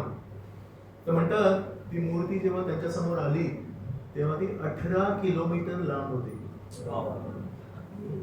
एक श्रीपादपुरम नावाची एक जागा आहे, तिथे त्यांचे पाय होते, आजही ती जागा आहे. आणि तिरुवेलम म्हणून एक जागा आहे, तिथे त्यांचं डोकं होतं, आणि त्यांचा जो नाभी प्रदेश आहे तो या भागात होता अनंत काळामध्ये. तर लगेच याला लक्षात आलं की हे श्री विष्णू आहेत. मग त्याला लक्षात आलं तो लहान मुलगा पण कोण होते म्हणून. मग आता काहीतरी अर्पण करायला पाहिजे परमेश्वराला. मग काय अर्पण करणार? तर त्या वनामध्ये आंब्याचं झाड होतं, आणि त्या आंब्याच्या झाडाची कैरी लागली होती, आंबट न पिकलेली कच्ची कैरी. ती कैरी त्यांनी घेतली, त्या कैरीला 2 भाग केले. आणि या प्रदेशामध्ये नारळाच्या झाडाची काही कमी नाही. तर एक नारळ शहाळा जेव्हा तोडलं, त्याला असं तोडलं तर त्याचा कप बनवला, त्याची अशी बशी बनवली त्या नारळाच्या बाहेरच्या भागाची. आणि त्याच्यामध्ये तो जो अर्धी कैरी होती, काहीतरी अर्पण करायला पाहिजे. तर भक्तांची कशी इच्छा आहे की नाही काहीतरी तरी द्यायला पाहिजे, रिकाम्या हाताने कसं. तर म्हणून त्या नारळाच्या भागात त्याने ती अर्धी कैरी ठेवली आणि लगेच ऑफरिंग केलं.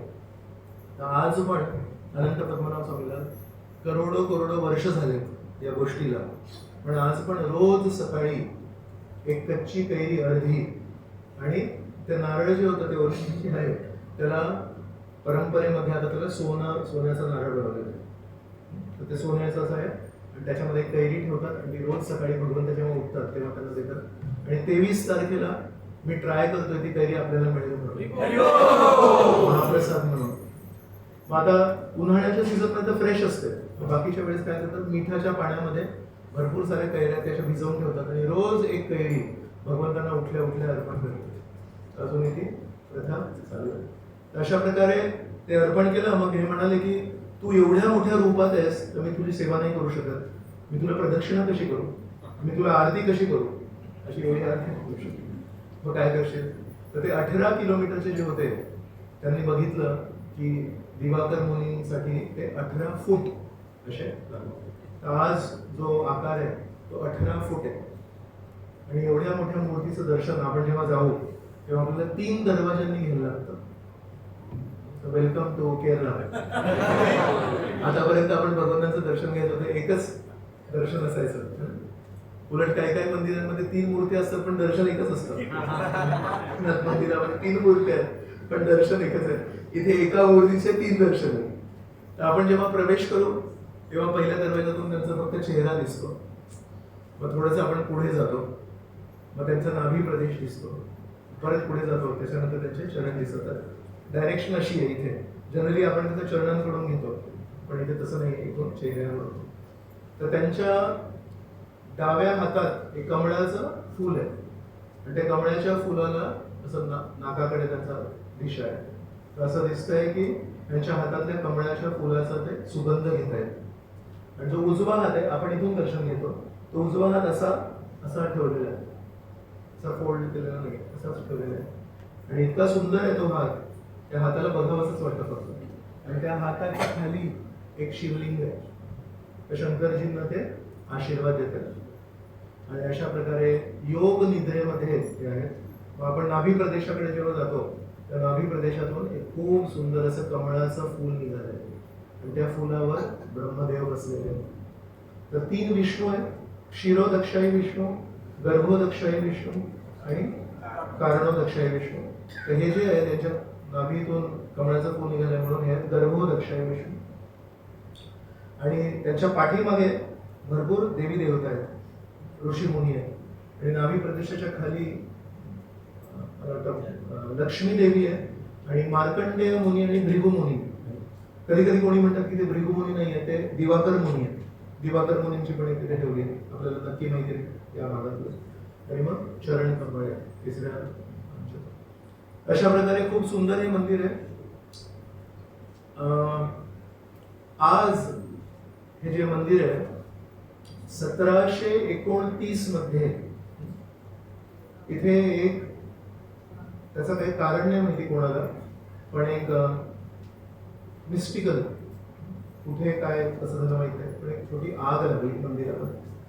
आणि त्यामध्ये ती जी लाकडाची मूर्ती होती, उलूप झाडाची मूर्ती होती, ती लाकडाची मूर्ती थोडी ती जळाली.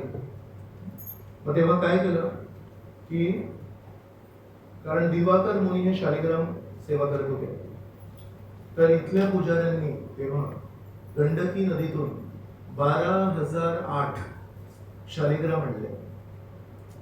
आणि ते 12,008 शालिग्राम एका हत्तीवर बसून थाटात नेपाळहून तिरुवनंतपुरम आणि त्या शालिग्रामांना ठेवलं. आणि कटू शर्करा योगम म्हणून एक आयुर्वेदिक पेस्ट असते, वेगवेगळ्या गोष्टींना मिक्स करून बनवतात. तर हे असे 12,008 शालिग्राम ठेवलेले. ते तर लाकडाची जी मूर्ती होती ती नाही आहे.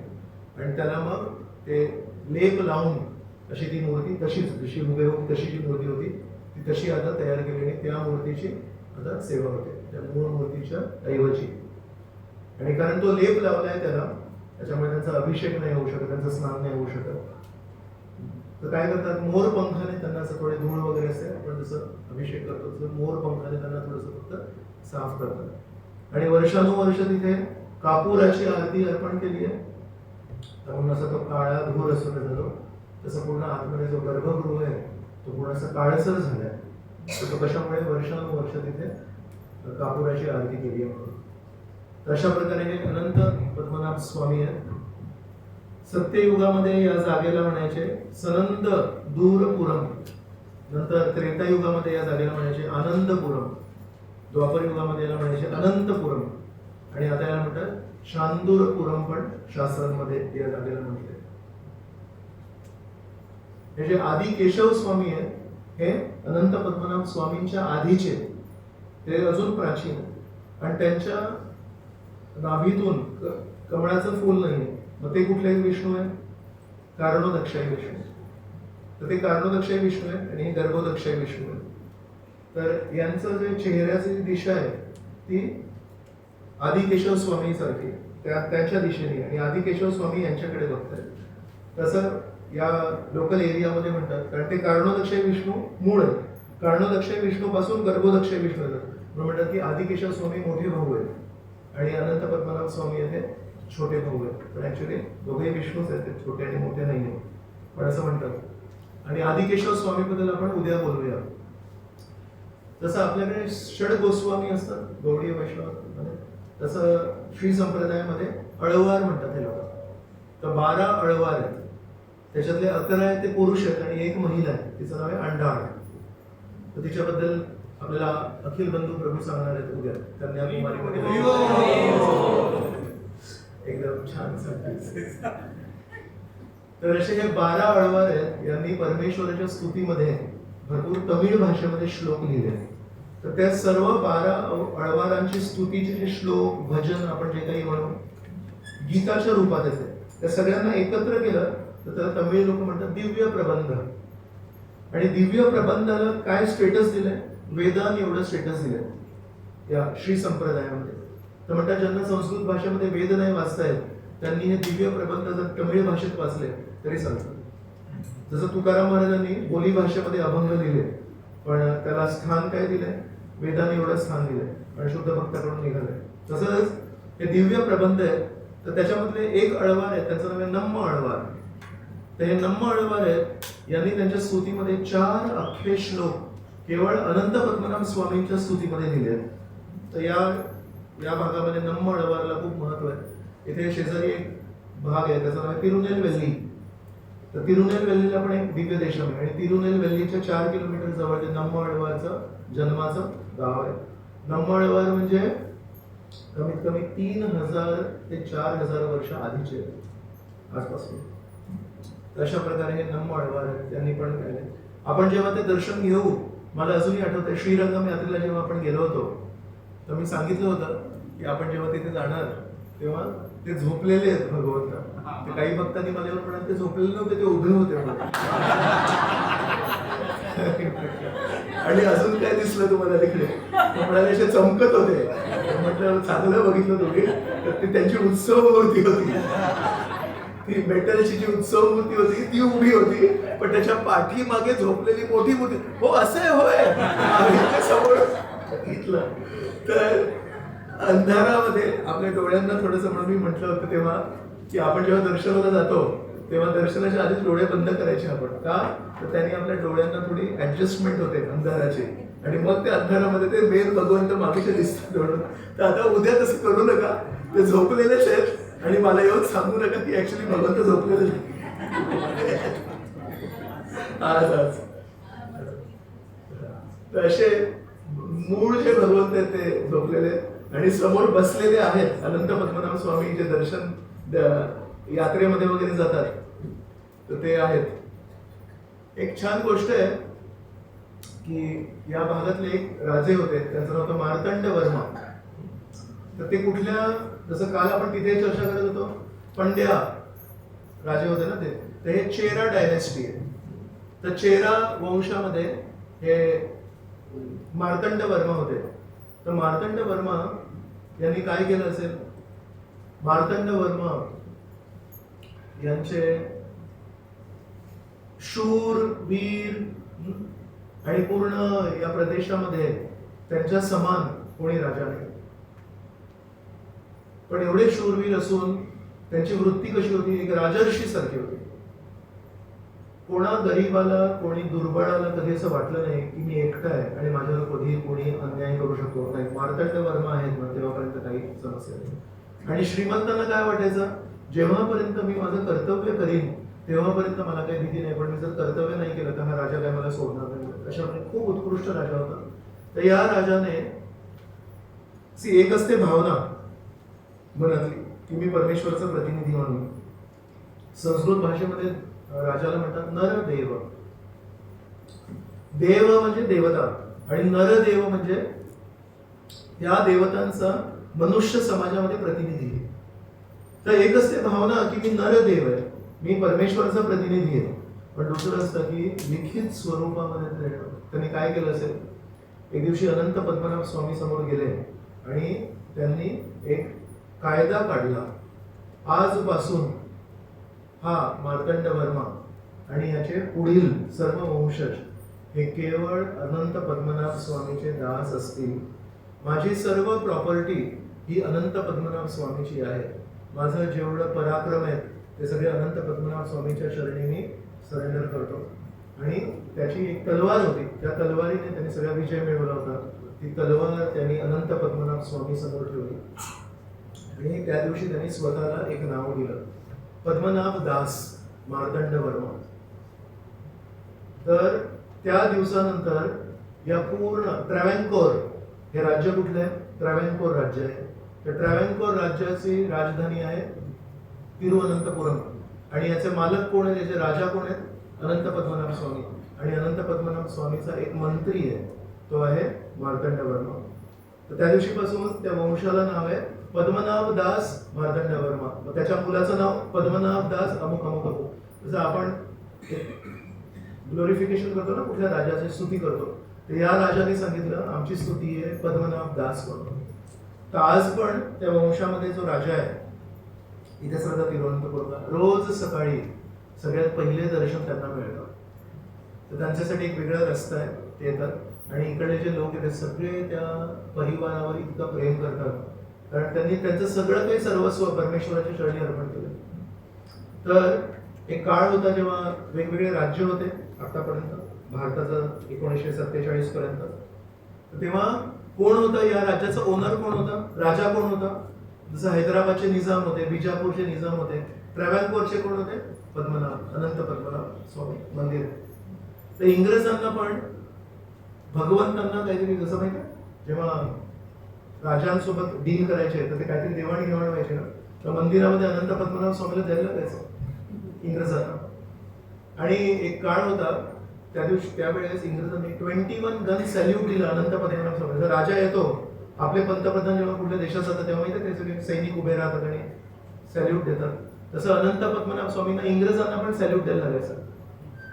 मग 47 जेव्हा वेळ आली तेव्हा सरदार वल्लभभाई पटेलला सांगितलं होतं की तुम्ही या सर्व छोट्या छोट्या राज्यांना एकत्र आणा.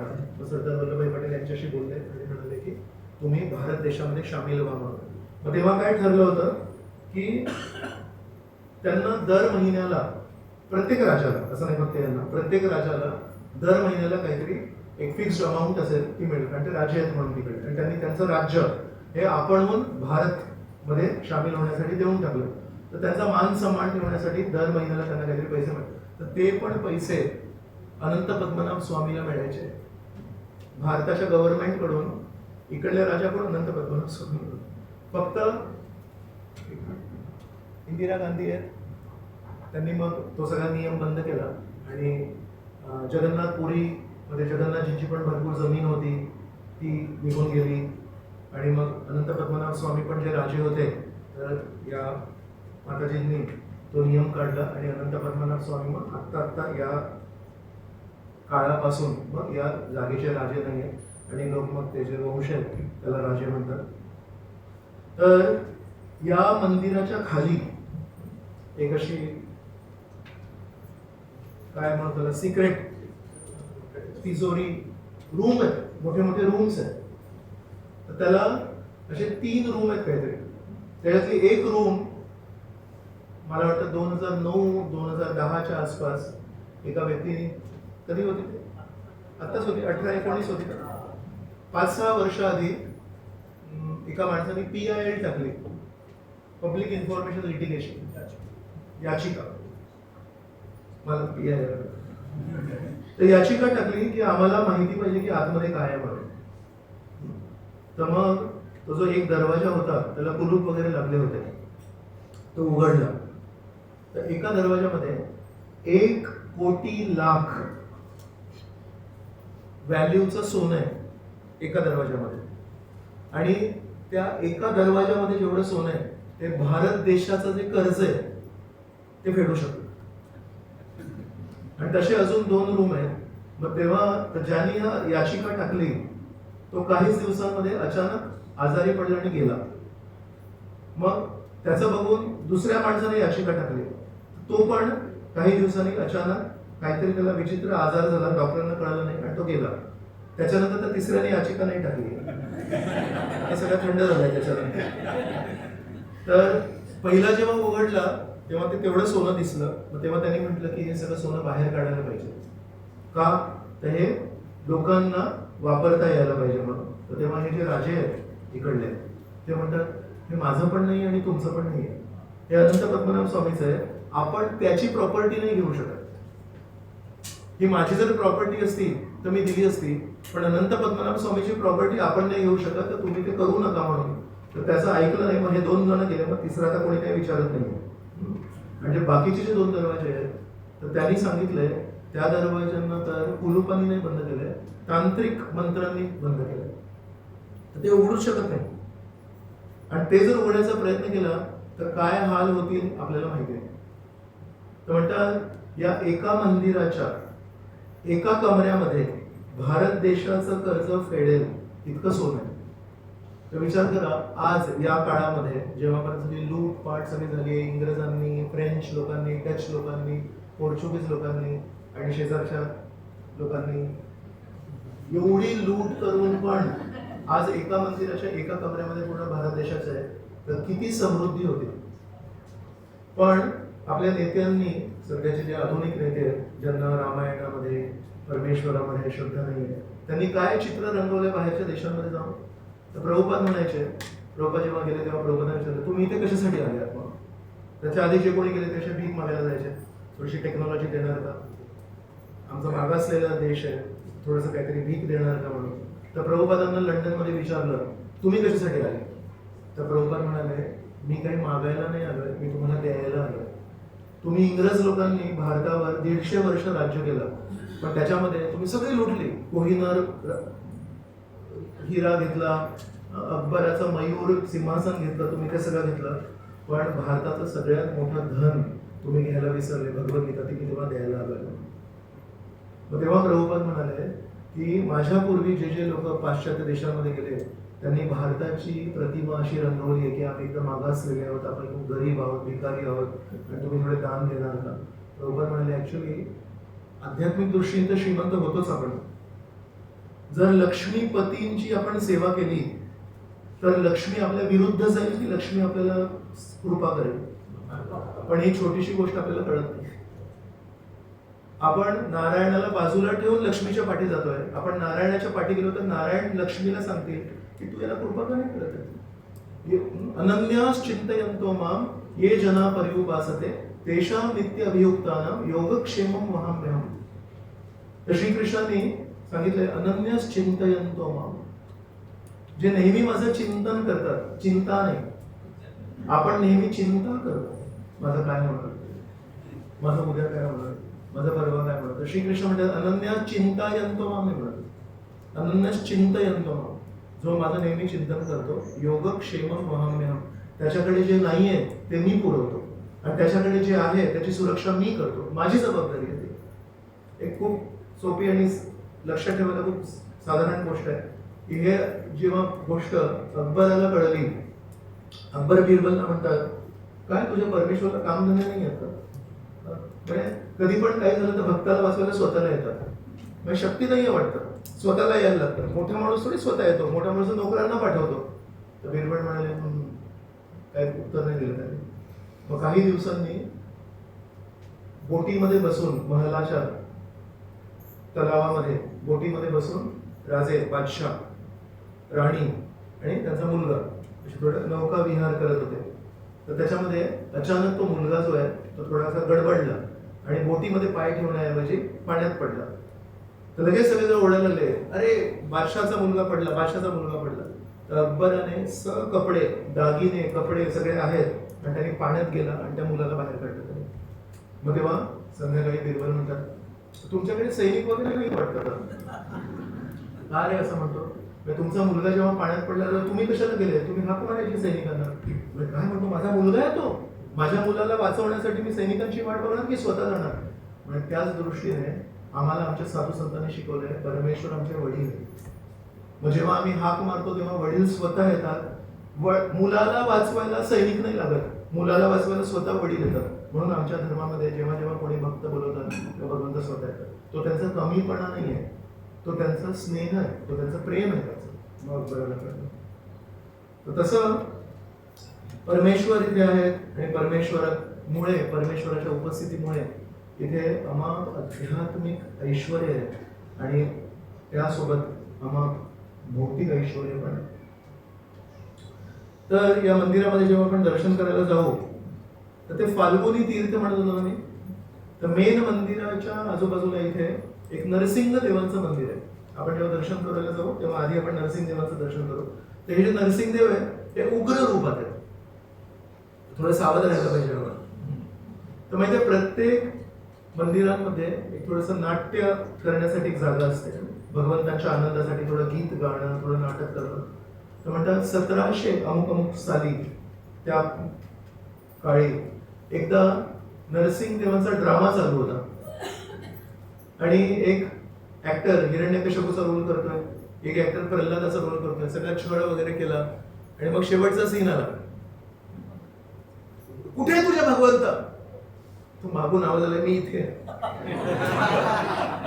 तर त्या मंदिरातून एका सिंहासारखा आवाज आला, मी इथे आहे. ऍक्च्युली लोकांनी ऐकलं. त्या ड्रामासाठी जे लोक बसले होते त्या दिवशीपासून ते नाटक बंद झालं. कारण ऑलरेडी उग्र रूपात आहे आणि जोरात बोलले की मी इथे आहे म्हणून. तर त्या दिवशीपासून ते म्हणतात तो प्रल्हाद आणि हिरण्यकश्यपूचा ड्रामा नाही करता, बाकी कुठल्या ड्रामा करायचा. आणि खरोखर आजही असं म्हणतात की संध्याकाळची वेळ असेल ना, जेव्हा न दिवस न रात्र, तर ते नरसिंह देवांच्या मंदिराच्या पाठीमागे एक भिंत आहे. त्या भिंतीजवळ अजूनही सिंहाची गर्जना हलकी हलकी ऐकू येते. तर ते नरसिंहदेव आहेत. तर म्हणतात की इथे इथे अनंत पद्मनाभ स्वामी आहेत ना, खूप श्रीमंत आहेत. कारण मार्तंड वर्माने सगळं धनसंपत्ती दिली त्यांना, पूर्ण राज्य दिलं त्यांना, है ना. त्यांच्याकडे खूप धनसंपत्ती आहे. तर त्या धनसंपत्तीवर जर कोणी चुकीचा डोळा टाकला तर नरसिंहदेव तयारच आहेत. इथे खांब तोडायचे.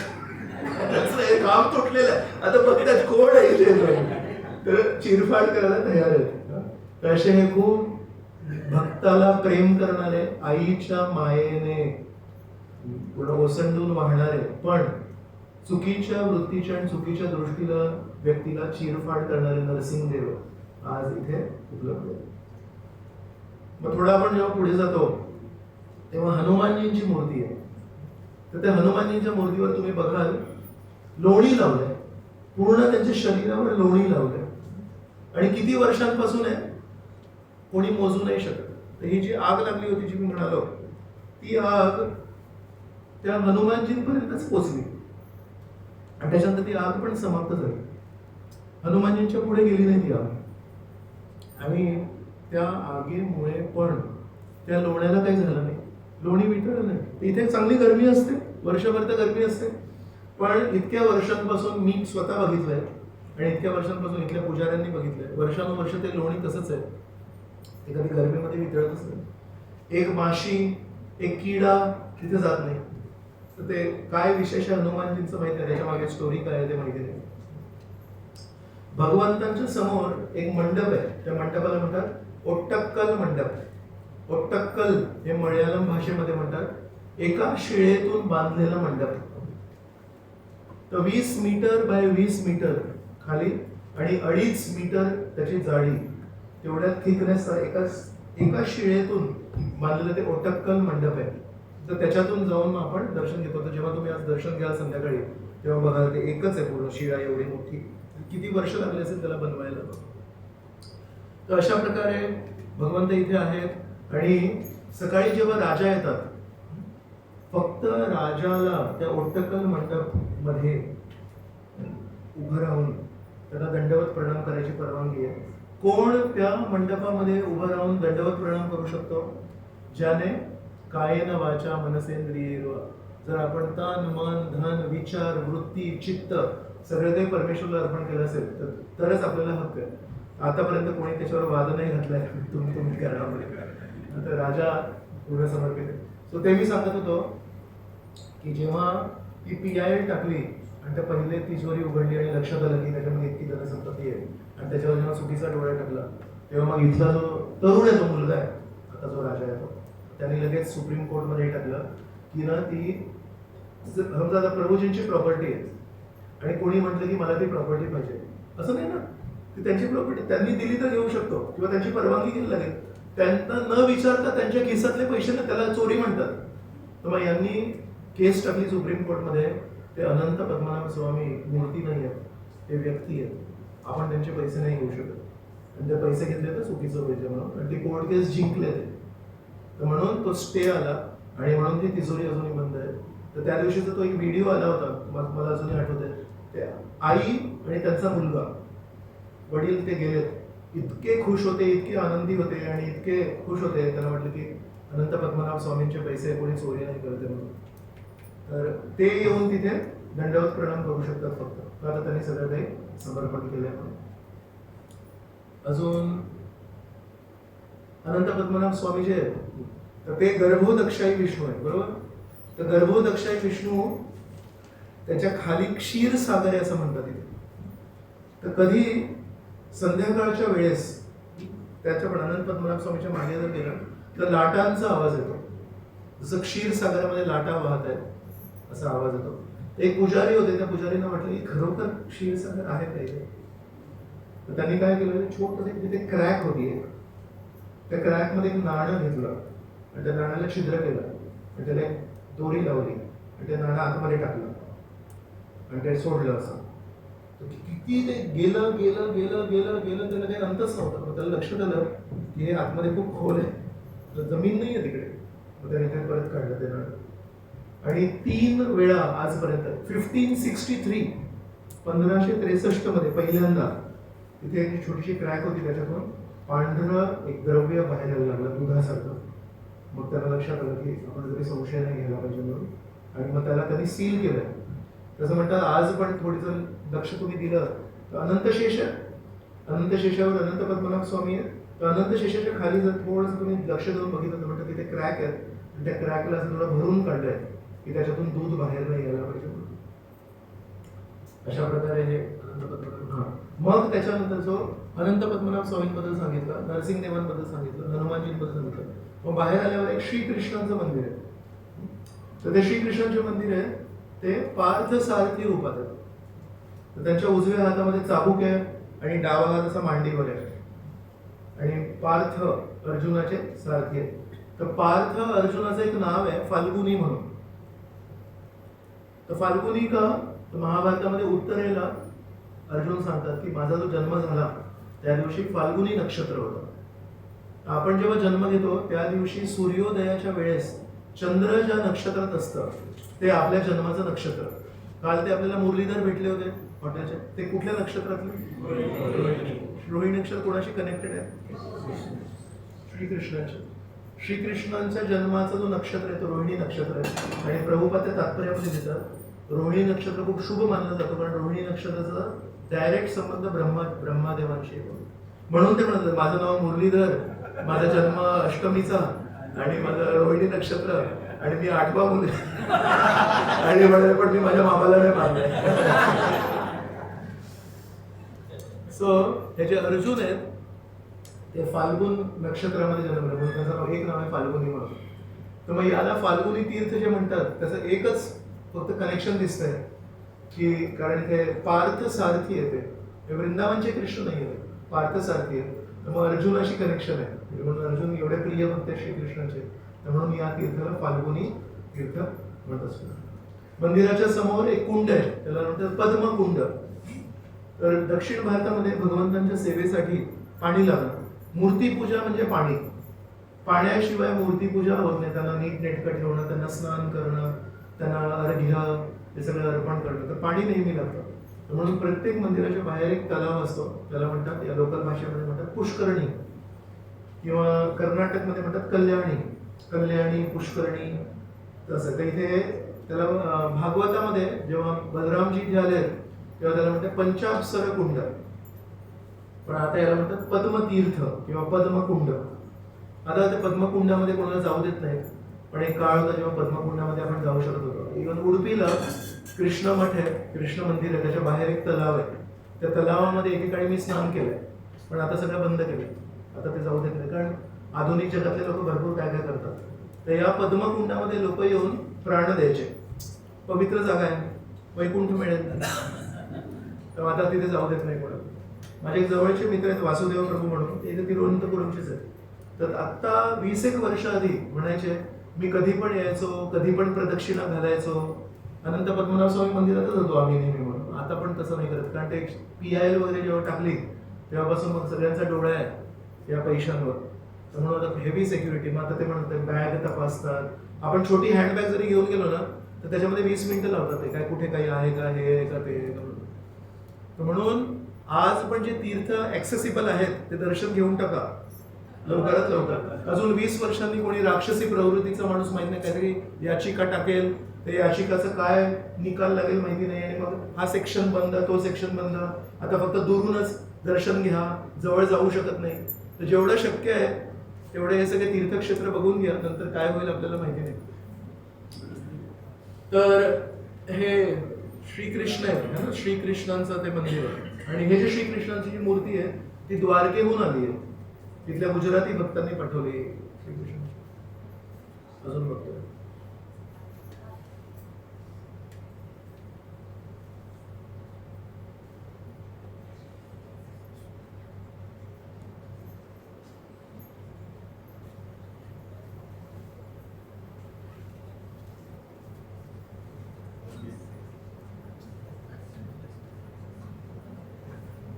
7 एकर जमिनीवर आपलं हे मंदिर आहे. हे सांगतो तुम्हाला. 6 वर्षातून एकदा एक मुरा जापम म्हणून एक फेस्टिवल होतो इथे. त्याच्यामध्ये काय करतात, ऋग्वेद, यजुर्वेद, सामवेद आणि विष्णू सहस्त्रनाम हे 56 दिवसांसाठी कंटिन्युअसली वाचतात. आणि त्याचा अंत होतो मकर संक्रांतीच्या दिवशी. आणि मकर संक्रांतीच्या दिवशी जेव्हा समाप्त होतो तेव्हा लक्ष दीप उत्सव करतात. 1 लक्ष म्हणजे 1 लाख. तर पूर्ण मंदिराला 1 लाख दिवे लावून सजवतात. आणि त्या दिवशी सगळ्यात जास्ती लोक इथे येतात. खूप सुंदर दृश्य असतं ते लक्षदीप महोत्सव. आणि हा 1750 मध्ये मार्तंड वर्माने स्वतः सुरू केला. आणि तेव्हापासून आजपर्यंत हा लक्षदीप उत्सव चालू आहे. तर आपण जेव्हा जाऊ तिरुवट्टार इथे आदिकेशव स्वामी मंदिराला जेव्हा जाऊ तेव्हा तिरुवनंतपुरम म्हणून एक मार्तंड म्हणून जागा आहे. तर ते मार्तंड म्हणून एक मोठं शहर आहे. आणि तिथून काही अंतरावर ते छोटंसं गाव आहे तिरुवट्टार. तर ते मार्तंड जे शहर आहे ते मार्तंड वर्माच्या नावावरून आहे. ते खूप प्रसिद्ध राजा आहेत इकडले. इथले जसे संपवतो ते हनुमानजी जे आहे ते हनुमानजींच्या बाजूला 2 क्षेत्रपाल आहेत, जय विजय म्हणतात. त्यांचे पाय जे आहेत ते वाढत आहेत. तर त्यांच्यासाठीच एक बाउंड्री बनवली आहे. ती बाउंड्री तोडून त्यांचा पायाचा बाहेर आलाय. तर म्हणतात त्यांचे पाय वाढत आहेत. एक कुलशेखर अळवारांबद्दल आपण चर्चा केली. ते घोडा घेऊन गेले होते. तर ते कुलशेखर अळवार आहेत. त्यांनी खूप सारे भगवंतांप्रती स्तुती इथे अनंत पद्मनाभ स्वामी मध्ये लिहिलेले. तर ते ओट्टक्कल मंडप जे आपण सांगितलं त्याच्यानंतर एक कुलशेखर मंडप आहे. तिथे बसून कुलशेखर महाराजांनी, राजे होते ते पण ते अळवार आहेत, तर त्यांनी तिथे लिहिलं. आणि प्रभुपादांना विशेष एक पुस्तक खूप आवडायचं, मुकुंद माला स्तोत्र. आणि त्या मुकुंद माला स्तोत्रामध्ये एक खूप सुंदर श्लोक आहे, कृष्ण त्वदीय पद पंकज पंजरांतम विषय तू मानसराज हंस प्राण प्रयाण समये कफवात पित्तो कंठावरोधन विधौ स्मरणं कुतस्ते. या श्लोकामध्ये मुकुंदमाला स्तोत्रामध्ये कुलशेखर अळवार एक खूप छान प्रार्थना करतात. माझ्या मनाचा जो हंस आहे त्याला तुझ्या चरणाच्या कमळाच्या खाली, असे ते देठ असतं ना कमळाचं, तर कमळ जिथे उगतात त्या तलावामध्ये पाण्याच्या वर कमळ आहेत आणि खाली त्या सगळ्या कमळांचे जे देठ असतात ना ते गुंतलेले असतात. तर कधी कधी असं होतं कमळाच्या त्या देठांमध्ये गुंतलेल्या याच्यामध्ये हा जो हंस असतो तो जातो आणि कधी कधी त्याची चोच जी आहे ती त्या गुंतागुंतीमध्ये फसते कधी कधी.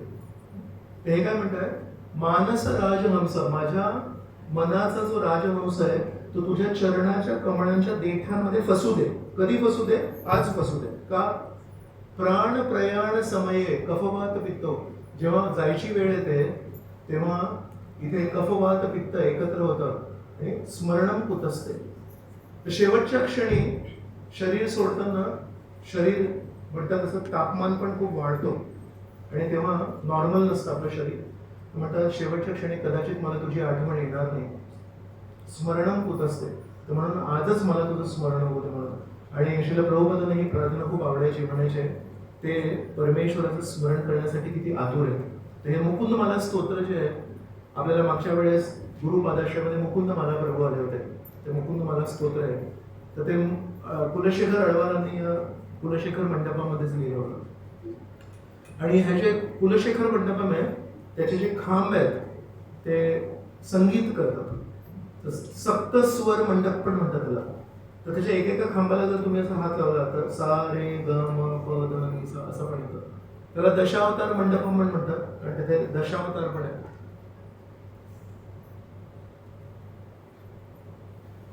तिथे गरुड स्तंभ आहे आणि तो गरुड स्तंभ आहे 80 फूट उंच आहे आणि एका झाडापासून बनवलं आहे. तर ते लाकूड जेव्हा तोडलं, ते झाड जेव्हा तोडलं, तर जंगलातून जेव्हा आणलं, त्याचा एक नियम आहे, जर परमेश्वरासमोर त्याला उभं करायचं असेल तर त्याचा स्पर्श जमिनीशी नाही होऊ शकत. तर 80 फूट लांब लाकडाला कसं आणलं माहिती नाही, पण जमिनीशी स्पर्श न करता मग भगवंताच्या समोर त्याला उभं केलंय आणि त्याच्यावर सोन्याचे एक गरुड आहे असं त्याने ठेवलंय.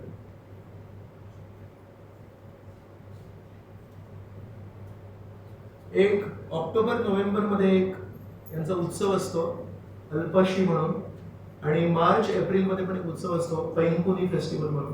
तर या दोन वेळेस ते जे उत्सव मूर्ती आहेत अनंत पद्मनाभ स्वामी मंदिराचे, ते येथे समुद्रात जातात स्नान करण्यासाठी. पवित्र मानलं जातं ते. आणि कुठल्या मार्गाने जातात, तर ही जी जमीन आहे, एअरपोर्ट आहे ना, तिरुवनंतपुरमचं जे एअरपोर्ट आहे, ती जमीन अनंत पद्मनाभ स्वामींनी दिली.